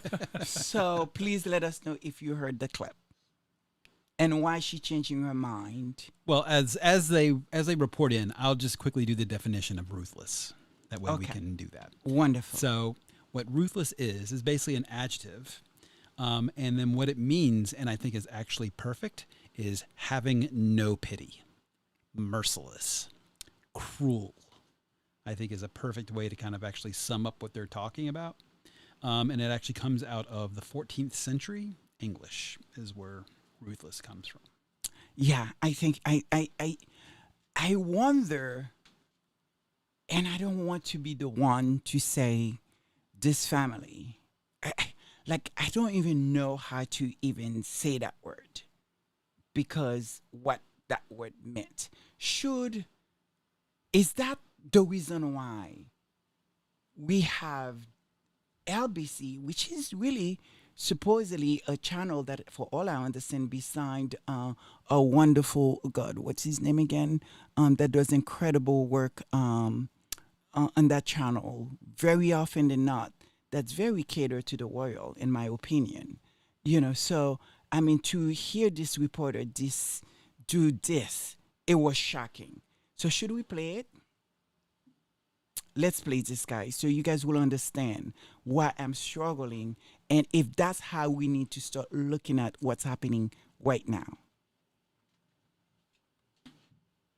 Royalists and pensioners. How many freezing old people is King Charles worth? How many pensioners should have to shiver through the winter to ensure His Highness can continue to live a fairy tale existence of publicly funded pleasure? A couple of hundred freezing old people, is that enough? A few thousand pensioners.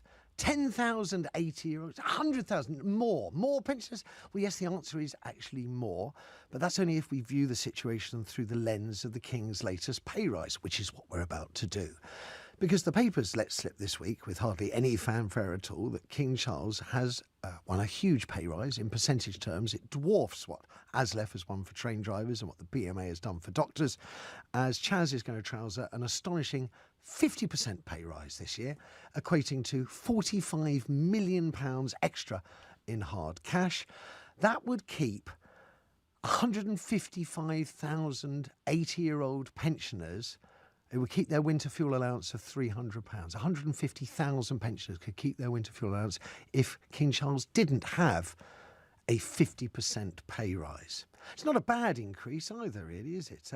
The King has seen a huge profit of £1.1 billion from his Crown estate, a percentage of which funds the monarchy, which means the sovereign grant, which supports the official duties of the royal family, will rise from £86 million this year to £132 million next. Not a bad increase, particularly when Charles is brushed with cancer, and of course his daughter-in-law Kate have meant the royals have been cutting back on their official duties. 2,300 appearances this year compared with 2,700 the year before. A 50% pay rise for 15% less work. It's a nice gig if you can get it, and not a word of criticism from the same MPs who are happy to deny pensioners their winter fuel allowance. Not a word. That is damaging. That is actually damaging for it to be coming from LBC, because at least for me, that channel, my familiarity with it is James O'Brien, who does incredible work, but I'm not really accustomed hearing that kind of reporting coming from LBC at all. Maybe there are others reporters that in that channel that probably do that kind of reporting, but I don't remember it to be. And how damaging that can be coming from this particular channel. Yeah, it goes actually to what we were talking about during the last service. I forget the professor's name, but it was another clip that we played, and it was like he's typically very much a monarchist and a royalist, and him coming out being like Prince William is acting foolishly and behaving badly. It's the same thing with talking about some of these outlets that are not giving good positive coverage to what they're doing. It's like, what does that actually mean for them? And just to call out, I mean, just because it's a fantastic analogy, Liverth August, is that understanding their ruthlessness, their coldness, and outright bitterness toward the Sussexes is like watching a foreign film without subtitles. It's beyond comprehension. That's perfectly put. But also what Antonio with the Majesty Sussex Report wrote is that survival of the monarchy. The crown is priority number one. Regardless of any familiar relationship, the firm will and must survive no matter what. That's exactly, and I think that is a part of. And that goes exactly to the heart of what this word is, and some of the time that we spent looking into what it really means. Because when you think of the word ruthless, one of the first people that comes to mind, for many, is Machiavelli. And this is actually from the McGill Journal of Political Studies, and it's called "The Machiavelli and the Virtue of Cruelty." Is the title of the article. Is published in 2018 by Helia Machber. And just to read a short excerpt from it, because I know it ties directly to what you're going to get into, Lady Sussex, is that the author writes that he, being Machiavelli, explicitly distinguishes between fortune and virtue, and posits that only virtue can make a leader great. His theories and perspectives can be summarized as Machiavellian principles. Leaders who embody such principles believe in the concept of the ends justifying the means. The sole concern of any leader should be the acquisition and maintenance of power. It requires the ability to make immoral decisions precisely when necessary, ruthless in his pursuit of power, and delving into vices such as cruelty. As a virtue, cruelty essentially then becomes a necessity for any prince that strives to maintain power and achieve glory. It accentuates how the means in pursuit of solidifying power is justified, as long as any action taken is for the greater benefit and not restricted by moral values. However, he does state that cruelty must always be justified and not merely abused as a virtue. He provides clear distinction between a ruler using cruelty for the greater good and the sheer abuse of cruelty. While the former incites love and fear from the populace, the latter leads to hatred and loss of support, which causes the downfalls of empires. The ability of a ruler to be loved and feared is then another virtue necessary in the maintenance of power. And that, for me, especially that last little bit that the author was tying together there, goes to that question of exactly what this journalist is covering in the interview is, what does that even look like for him to be getting a £45 million pay raise when so many pensioners are losing their winter fuel allowance? And that type of what has been described by many as cruelty. Yeah, but when you think about the fact that I was listening to Duchess of Success, and I think one of the thing that she was saying on her channel that was reported that for the new administration now, the prime minister has saying that people need to really start buckle up, because things gonna get worse before getting better. And then for a report like that to happen, in what world? I mean, and of course, that same what you just read said it must be able to justify. And you're going to listen again through this report how even one reporter says that, how, based on what Charles have and things like that, like the excuse underneath of it all. So because I don't think I can articulate it really, really well, because I think this was probably one of the best reporting that I've seen in a long time. And I think that, there's nothing here that I can say that is not saying in this report. So let's really listen to the rest of the clip. Oh, don't be so churlish, Matthew. Charles hasn't been well, and Buckingham Palace Backhouse, it needs a lot of renovation work. OK, fine. Points taken. But when my mate Mick was dying of cancer, he didn't get a 50% increase in his pension, nor did he get financial help improving his housing. Indeed, almost half of everyone who gets cancer has to continue working to make ends meet. But of course not our king. And once again, I'm shocked, I tell you, to see what a nation of obedient serfs we are, just sucking this up. Charles, as I said, seen Crown Estate profits double to 1.1 billion. That's up from 443 million the previous year, driven by proceeds from the sale of options and leases on offshore wind projects on the seabed, because the king, the Crown Estate, owns the seabed and therefore has responsibility for auctioning off offshore wind rights. Can't be right, can it? That's such a huge pay rise when pensioners, we've been told by the new government that basically we're getting more austerity, that pensioners are going to have to go without their winter fuel allowance so that we can repair one of 7 palaces that the royal family inhabit. 7 palaces. Why doesn't he pay for it himself? Why is there any public money going into this? And that is that excuse, which I would like you to read that part. Is that the excuse because there is repair that needs to be done? Because as far as I'm concerned, it's almost like it's something every year. There's a repair that needs to be done. That's what it feels like. And and I must say, as someone that who sort of understand about historical home that sort of the like 5, 6, 7, 800 years all do very often need repair, and it's a constant thing for anyone that who own one of those old houses that if you're in Europe you have to deal with leak, you have to deal with so many things. I get it, but it feels like it's always.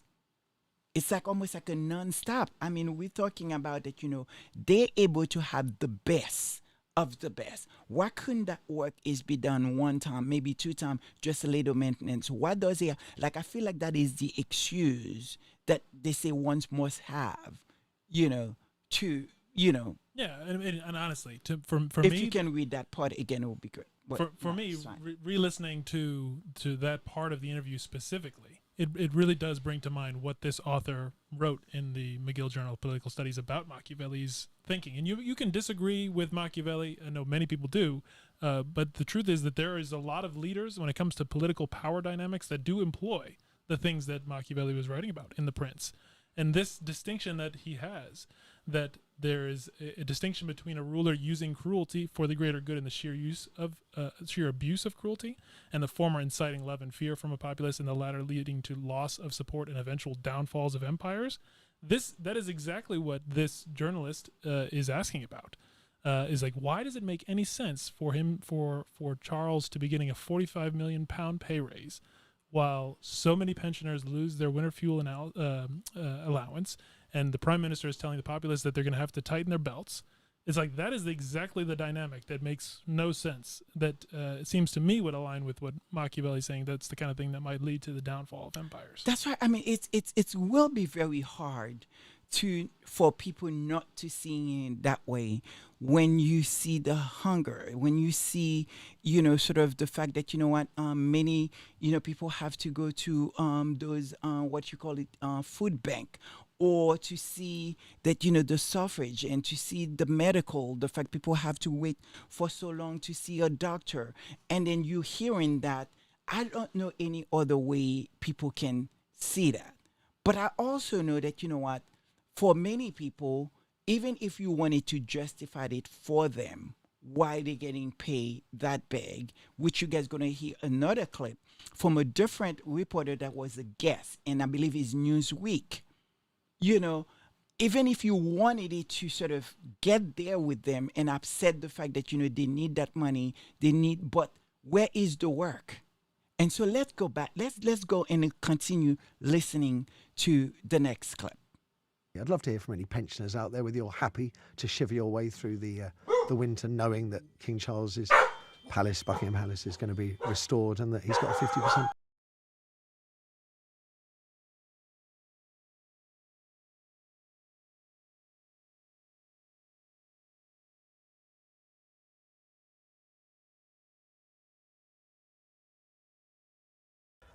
Good morning. Thank you for having me on. My pleasure. Now, obviously, it's not all going to go straight into King Charles's pockets, but just in terms of sort of metrics, it doesn't look good, does it, that we're depriving pensioners of their winter fuel allowance and giving a king a 50% rise? No, it doesn't look good. There's a few caveats, I think, that are important to make. So what has happened here is that, like you said, because the Crown Estate, which is a public asset, owns huge swathes of the seabed, that's where all the offshore wind was put. The renewable energy market has gone absolutely through the roof, and that has meant that the king now has an embarrassingly large amount of cash because he isn't given a specified amount of money each year. He's given a percentage of the profits of the Crown Estate, and the rest of those profits go to the government to fund schools, hospitals, hypothetically, potentially the winter fuel allowance. So it's embarrassing for him. There is some talk that down the line they're going to have to change this, possibly 26, 27. They're going to have to bring in, new laws to make sure that he gets a lower amount of money because it's more than the royal family need. But there is also a broader issue, which I think your debate speaks to, which is that the royal family are going to have to work really very, very, very hard to try to show the British public that they are deserving of their power and wealth in society in the years to come, because it's not just pensioners. Young people in Britain as well have a very difficult road ahead of them. The coronation, he paid 10% of the coronation costs. The taxpayer, we pay 90%. Just when he's got profits of £1.1 billion. I am a Republican, okay? Everyone knows that, but it doesn't sit well. And the younger generation of today have a particular view of power and privilege, inherited wealth, inherited power and privilege, which is rooted in the fact that they have a very difficult life ahead of them. They have a lot of climate anxiety, but they also have AI coming down the line, which is going to take a lot of jobs. They're going to live very, very difficult lives with the cost of living going up, harder than ever to get on the housing market. And this is the generation of people who increasingly are turning against the monarchy. We've had polling out just this week showing that more than 50% of Gen Z, of kind of 18 to 24-year-olds, have a negative view of the monarchy. I didn't see that. That's very interesting. Very interesting. And so I think what the royals are going to have to look at, this actual specific issue of the money they get paid from offshore wind is quite difficult for them to deal with, because apart from anything else, once the law has to be changed by the government, they can't change it themselves. And even once it's changed, they have no control over where the money goes once it's back in public coffers. But they also have two other property estates. Like the Crown Estate is the one that is kind of actually owned by us, and I think it is very important. The Duchy of Cornwall was Prince William's, was Charles's, but it passed to Prince William when the Queen died. And then the Duchy of Lancaster funds the King and Queen Camilla and other royals. So they have these two other very lucrative property sections. I think they have a collective value of something like 1.5 billion, I think it is. Forgive me for having not got the figure at the tip of my mind.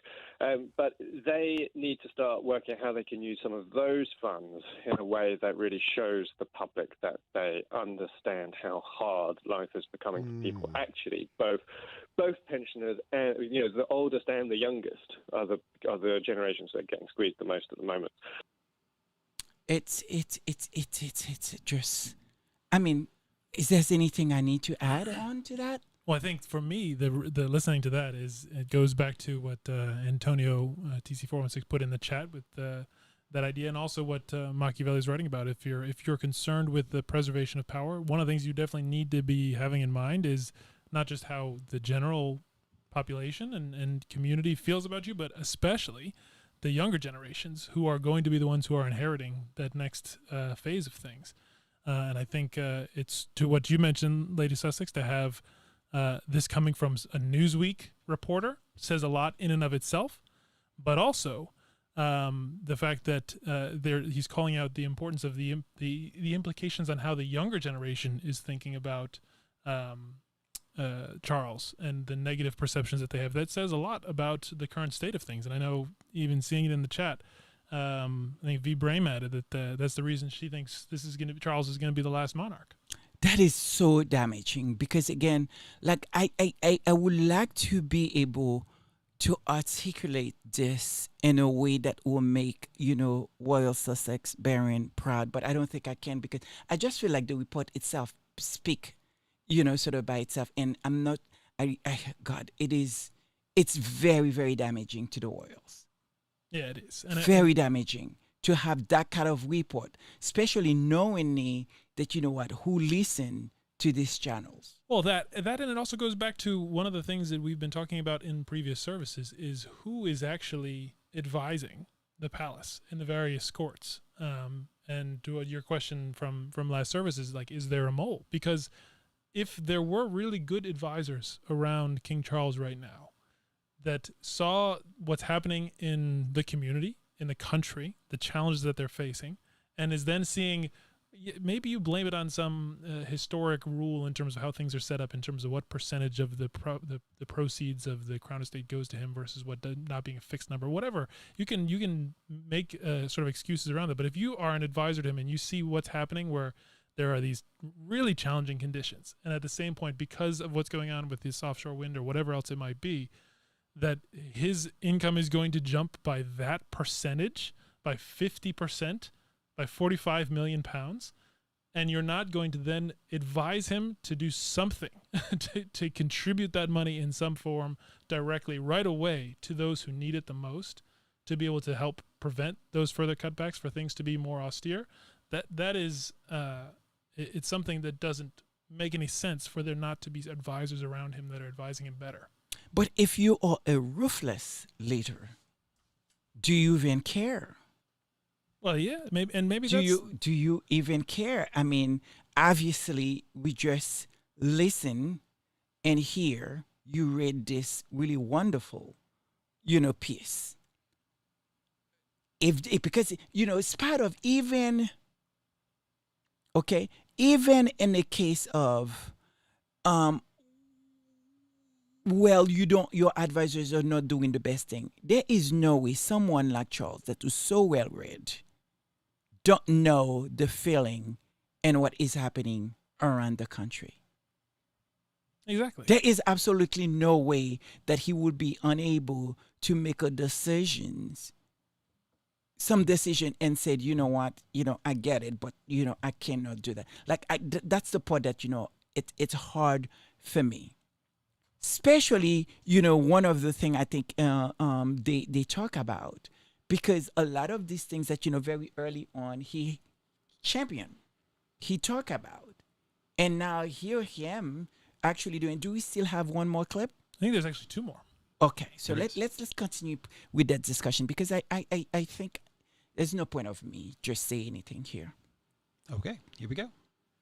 One thing as well that I think, Charles has had this long-standing ambition going back decades that the monarchy needs to slim down the monarchy in terms of the actual number of royals who appear on the Buckingham Palace balcony or who do jobs as working royals. But for me, I've never really been aware of anybody caring about that. I think when the public think about royal wealth, they don't think of the number of royals. They think of the number of residences. They think of the number of helicopter flights. They think of private jets.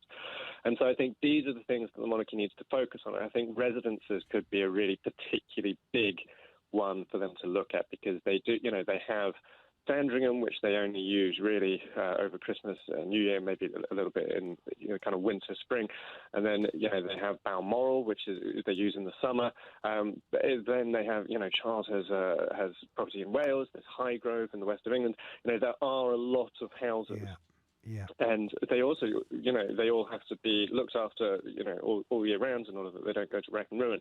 So that's something that they could look at. I mean, if they were to perhaps sell one really big, famous property and invest the money in tackling homelessness, for example, or helping with the winter fuel allowance, or something like that. Jack, they need someone like you. You need to give up your work at Newsweek and start giving them some counsel, I think. Jack Royston, pleasure talking to you. I will pay more attention to royal reports on Newsweek as a consequence.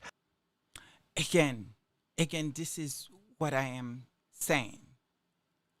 I don't think that anyone care about how many royals that you have in the balcony. Maybe people do. I don't know, but I do think that Royal Sussex had done a great and fantastic job. One time talk about exactly the same thing.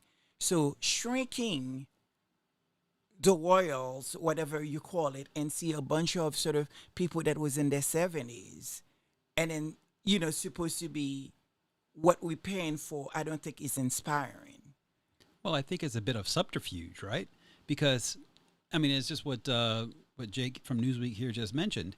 Just simply because you're taking away the number of people does not equate to the fact you're actually shrinking down the amount of money you're spending on these activities. Absolutely. You're still taking the jets, you're still taking the trains, you're still doing all these things and the clothes and blah, blah, blah that they pay for. But you're actually even getting less work. That's right. So I think it's just this. It's a game of smoke and mirrors to an extent, because you can say, okay, well, look, here's 3 less people that you actually have to look at their face, but that's not the point where people are upset.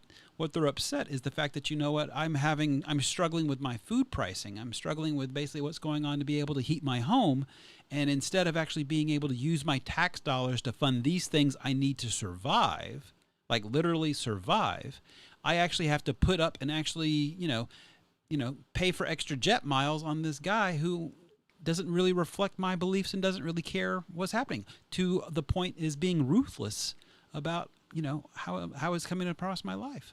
And again, the major issue again is what this gentleman, this reporter, from Newsweek talk about. The challenges that the youth gonna have to deal with AI and everything else. So who is actually really speaking to these people? And for me, when I looked at the work Harry and Meghan is doing, there is one really royals that were, leading that path. It's Harry and Meghan. And that is the problem that they have. Because we are now having conversation.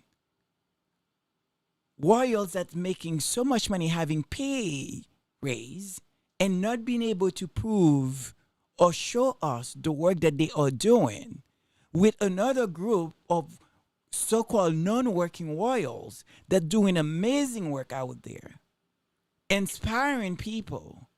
And you guys are out and bashing them every single day and have something negative to say about them. How does that work?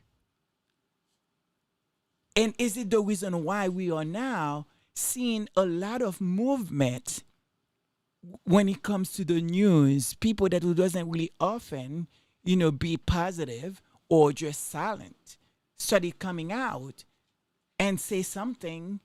I'm sure Newsweek maybe have report many times on Harry and Meghan. I don't remember, but the fact that Newsweek is now having that kind of conversation and talking, I mean, a well-respected, sort of publication, that is, I mean, they are, whether or not, some people may agree or disagree, but they are in a world stage. And people do follow, what they said. So for them to be having that kind of conversation, that is really damaging. We pretty much seen and moving into a completely uncharted territory. Yeah, you know what? Not to be glib about it, but you know what it reminds me of?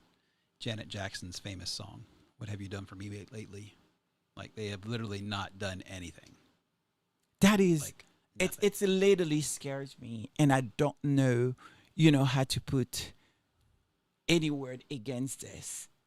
Do we have a last? we do Well, have there's one more one more. clip. Okay, let's play this and I'm going to quickly move. If you guys don't hear me, I'm going to let you guys speak because I have to check on my mother. Go ahead.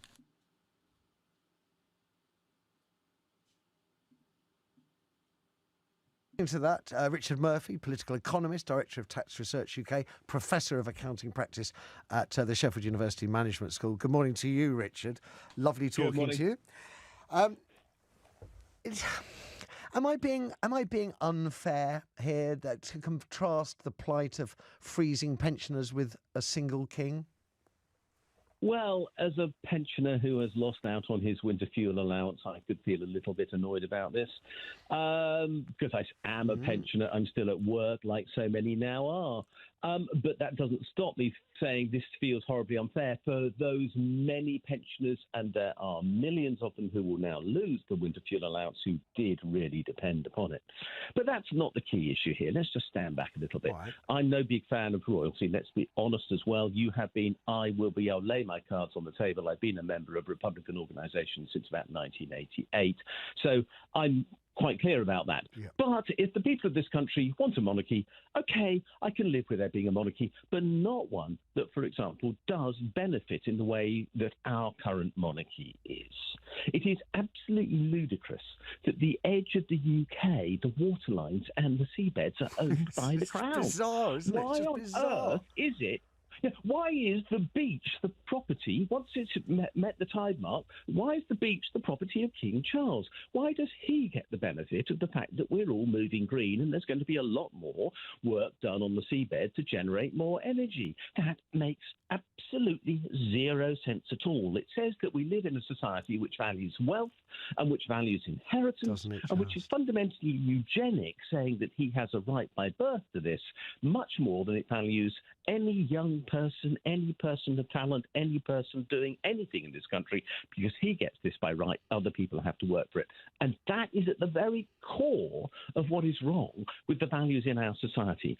Yeah, I don't mind Prince Charles, sorry, he's not Prince Charles, King Charles, Prince William being paid for the work they do. I really don't mind if they're doing a valuable job, and I don't even mind if they're well paid for it. But well pay is what, $1 million a year? Come on, guys. If you can't live on that, what are you doing? What evidence are you showing that you're in touch with the country you're supposedly head of state for? So this makes no sense. But let's come back to the core of this. We should not now have the Duchy of Cornwall paying for Prince William. The Duchy of Cornwall is deeply resented by many people that I happen to know, and some of whom I once represented as accountants when I was working as a working accountant in Cornwall itself, because they resented having a landlord who was called the Prince of Wales. They resented the fact that they were actually having to pay for the fact that they lived in this area and were therefore supporting the monarchy. The Duchy of Lancaster, we've just heard mentioned, why should that also be made available to the monarchy? It's not just that we're talking about the profits of the Crown Estate, which are expected to be £132 million next year, but we've got these other estates as well. Yes. It's time that this money was public property. It's time that if the royalty is to survive, they became working royals, as they would like to call themselves. In other words, they get a salary for what they do. And no, they don't need 7 palaces. No, 6 they of those could quite happily pass over into the public, become museums, whatever else, National Trust properties, and be used for other purposes, or, as was said, in some cases, frankly, be sold for the benefit of providing alternative use. When Jack was suggesting it, you think, they could maybe sell one of their palaces. And I'm like you, Richard. I mean, 7 palaces just feels taxpayer supported, taxpayer funded. It doesn't sit right with me. Richard Murphy, pleasure as always. And I just noticed just before we go to the break, a message from David who says, "Why attack the king and not the 3 million plus UK millionaires?" Well, the answer to that, David, is I don't directly fund the other 3 million, the 3 million millionaires out there. I am funding the king, and I'm not happy about it. And that is the problem, guys. That is the problem. I don't know what to say. I am not gonna say anything, because I don't know, what to say about this. So, well, there's one thing I will actually add, because it struck me from listening to the conversation that they were having just now at the end of that interview they themselves lay their cards on the table, as they say, that they are not necessarily pro-monarchists in and of themselves, and that's fine, and it's good for them to be transparent in terms of the perspective that they're coming from. And then as a result, though, they bring up some interesting questions about where the problem actually begins, because on the one hand, they have a sort of a philosophical, conceptual issue with the fact that the land belongs to the crown estate and that they have this hereditary right to it, and there is certainly valid criticism of that structure. But then they also add that, well, it wouldn't necessarily be a problem if it weren't so egregious in terms of the difference in magnitude of how much they are getting as a result of being in that position. And so I think that's also just something that is interesting to think through a little bit more about. And again, it goes back to the advice that Charles is even getting in the first place, is that there may be people that are willing to buy into that idea of having a monarchy and continuing to support that and having it play a role in a modern society. That it's absolutely possible that could be the case. But the question is, what do you need to do to adapt to the changing times? What do you need to do to actually get in touch with your people? And part of that may be just very simply, and it's not groundbreaking, not get a 45 million pay raise, a 50% increase in your pay raise, while other people are having their pensions cut and losing their winter fuel allowance. And maybe that's just a very simple first step to suggest. Or the huge, massive opportunity that they lost with Harry and Meghan.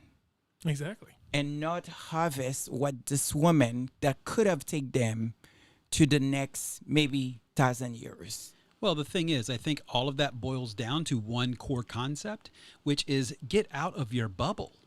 That's right. Actually understand what in the world is happening to the people on the ground and to your citizenry. If you are running around and you literally have no idea of what's actually happening to the people that you're supposed to actually be leading and representing, then you've missed your point of what actually you're trying to do and actually your position in life. Exactly. And I think that's really kind of the root cause of all of this. And I think, frankly, the media is also to blame, because they're in this kind of echo chamber of like everything is just reinforcing these biases that they happen to have in this worldview. And they are so stuck in their ways about, okay, well, how do I actually, continue the firm?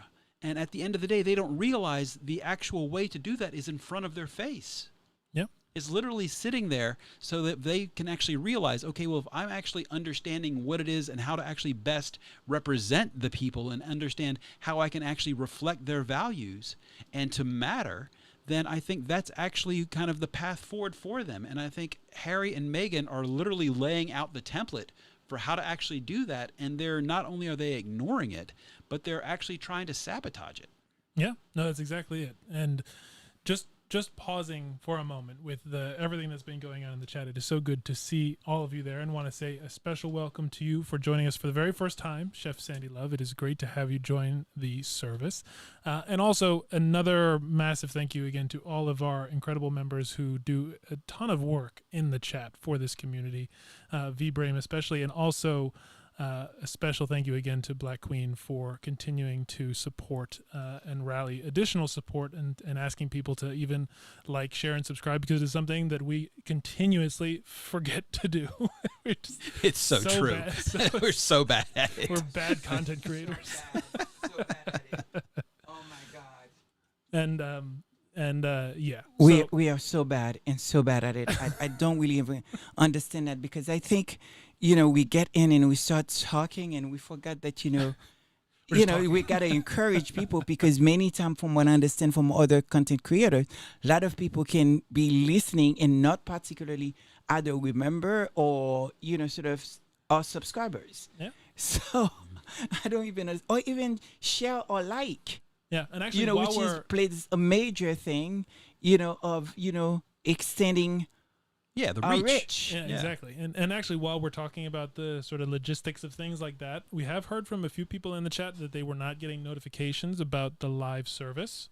We did see some of them come through for other devices and things like that. So if anyone that is more of an expert than we are, knows what might be the root cause of that, and wants to help help solve that issue and contribute their thoughts on what might be the problem in the chat, that would be very much appreciated. I think the person that does an incredible job, which I don't think that listen to this show, it's beside Royal Sussex, of course, it's Duchess of Success. Yeah, because I've always get her, thing, and also Baron does a great job, but I have no idea how he does that. I'm a little bit technology challenges. So what do we do? Where do we go? Where do we move? Well, one final thing that I think it is important to call it out while we are off and on a bit of a tangent from what's been shared in the chat is a special sort of shout out and acknowledgement for Sylvia Fielder specifically, because she shared that as a Black woman, I've had to fight for over a year to have my medication restored. Over a year, fought hard and through various channels, and has won. And that she's continuing to praying and to do something too, and that it was because the insurance was declined, and then continue to fight and get that appealed. And after a year, she's finally getting access to the funds. So I think that is a story that is important, because it is all too common, especially for certain communities that continue to be historically and structurally disadvantaged, but also it's a story that is an inspiration for others to learn from, that you can fight and you can win, and justice eventually will prevail. That's absolutely right. And I think it also just means like perseverance. Like what you really need is just understand you have to be your own advocate. And then I think it also just speaks to the matter of how important it is to build and be active in community. And what this really is just as you start going through even the chat that's going on during the live show, is that, how much support that people are actually getting and giving to one another, even just through something as simple as this show. So as we start going through and as we have a better understanding in terms of what actually those needs are, and really kind of one of the genesis of what's going on with the Connie Farmer segment, it's really important just to know that, we got to have each other's back, because at the end of the day, that's pretty much, what you got. Yeah, and that's something it's funny because it ties right back to what one of the main causes that Harry and Meghan themselves are championing, which is that recognition that mental health is a real thing, and you're never really alone, and to encourage people to share with each other and to check in on each other, because that sort of connectivity between people, between community, between family and friends, it is something that is really, really important when it comes to surviving in this sort of modern society in which we live, which has a whole bunch of challenges that we've never faced before. I know we talk about that a lot, but it's part of the reason why we have the Connie Bomber Community Update, why we have this service in the first place.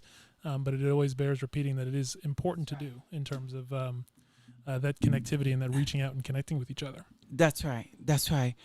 But guys, unfortunately, as much that I would love to continue this conversation and sort of, because it's good, you know what I mean? It's important, it's needed, but because I'm having such a trouble, with my mom who seems to having a hard time, we are going to move to verse and then to prayers, and we also gonna do, for worship song, as we been doing lately, to release that a little bit later, maybe an hour or two.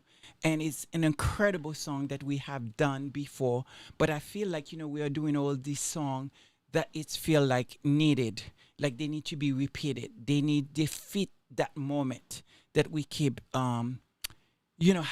So we will sort of have our worship song slightly a little bit later. I hope you guys, listen to it because it's incredible. It's probably one of the most beautiful song, I've heard. The spiritual of it and everything about it is incredible.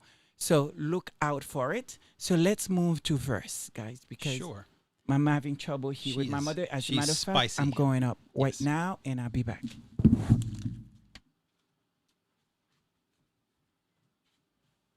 Yes. So for the Bible verse today, and this certainly goes out to Lady Sussex, it is all about perseverance. It is Romans chapter 5, verses 3 through 5.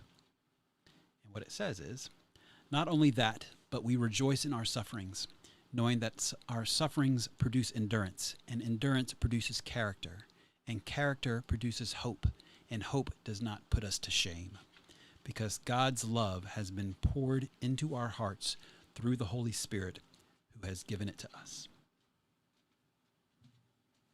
And with that, we will move straight into prayer. There's been so many beautiful prayers and prayer requests that have been shared in this service already, and we reiterate each and every one of those for Church Nellie, for Dorothy Ross, for Claire Kane, for Black Queen and her daughter. And there's a few more even. Please re-add them into the chat just so that we keep them top of mind, and we'll be sure to add them next week. But for really prayers for the entire Sussex Squad community that is doing such incredible work, not only supporting Harry and Meghan, but each in and of their own right, and in the formation of this community, which has such an incredibly positive impact on the world that really reverberates outward. We ask for prayers of continued protection and blessings for Prince Harry, for Princess Meghan, for their beautiful family, for Archie, Lily, for Mama Doria. And as we always do, also, we ask for prayers for those who aren't necessarily right now supporting the work of the Sussexes, but they themselves also, maybe even more so, need those prayers. The rest of the royal family, the Waleses' children in particular. We ask that this community continues to grow, and the work of the truth, the work of service, and the work of love continues to expand outward and make the world a better place. Yes, as I always do, it's really this community for what they have given to us, to me, and particularly, you guys have absolutely no idea. A place where I can actually express myself, a place to participate, a place to reunited with people that I don't know, maybe I would never know, but in spirit, I feel so close to them. So I pray for Baron. May God, you hold him and keep inspiring him, keep giving him the love that he's able to share with us all the time. And for Dorothy Ross and for Claire Kane and everyone that is dealing with some challenges today. So I pray. And also, again, we always have to do that, regardless how we may feel, about the Royals family and the leaders in England, that we extend our prayers to them, because it has to be very, very difficult. And so we pray. So, may God bless you all. Happy Sunday. And support the others that was out here doing the incredible work, and continue supporting Harry and Meghan, knowing that, just because right now it feels like things are a little bit easier, but let's stand up, because it at any time, anything can happen. When they think that, we sort of not watching and we're not looking at them. And so we have to pray for their safety, continue keeping them in our prayers, into this community that will serve for Harry and Meghan as a shield. So God, please, God bless you all. If God willing, we see each other again next Sunday. Love win always. Goodbye. Good day. Bye-bye.